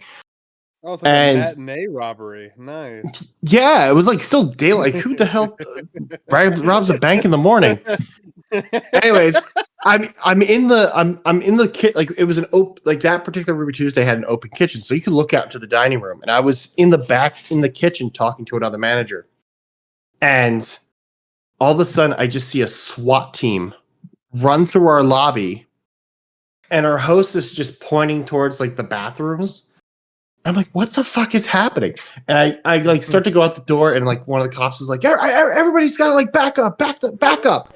You know, I was like, and they had some machine guns out. They were like guns were drawn. Next thing I know, 3 of the SWAT guys are dragging this dude out by his ankles, like dragging him across our lobby, out the front door, and into like the unmarked police cars that were parked. Like like how you see in the movies, like the cars just roll up. They're not even in parking spots. They just like stop. It was that, and they loaded them in, and then like a cop had like the guy in charge had to come in. He was asking for a manager, so I walked over. I was like, "Hey, what's going on?" Like, this guy robbed a bank. Just want to let you know, we caught him in your bathroom. We're taking him into custody. Just letting you know that we're leaving now. So, if you have any questions, here's my card. If anybody's hurt, like, or because we had guns drawn, if you need if somebody needs to talk to somebody at the station or something, like, whatever, here's my number. So I had to go in the back and call my district manager and let him know, like, hey, we almost became a crime scene. Do you want me to close the restaurant? Like, what do you want me to do? So that was a fun Thursday morning. On a Thursday? Yeah, it was like the middle of the week. It wasn't even like a weekend. Dude, it wasn't the best neighborhood. Like, it was an okay neighborhood. It wasn't the best neighborhood though. So it was like, I don't know. We never got busy. I think they just saw that we were open, and the staff was starting to walk through the front door, and the guy probably just walked in. He didn't even say anything. From when I talked to the hostess, he walked in, saw the hostess, was like, "Where's your bathroom?" And she told him where the bathroom was. And then 5 seconds later, the cop showed up and asked where the guy went that just walked in the door, and she told me he was in the bathroom. But yeah, good times. Crazy that he just walked in there and was trying just to walked hide right out in the fucking bathroom. Bro. I know. How did they know he was there? That's what I want to know. I think they've been chasing him for a while. Oh, I mean, the closest there was a bank right next to us, but something tells me that it probably was a bank a little bit further down the street, because the guy was. I mean, the way the cars just flew into the parking lot, I'm guessing they must have chased him down the road a little bit. So, yay. Are you ready? Yeah, I think so. Okay, 3, 2, 1.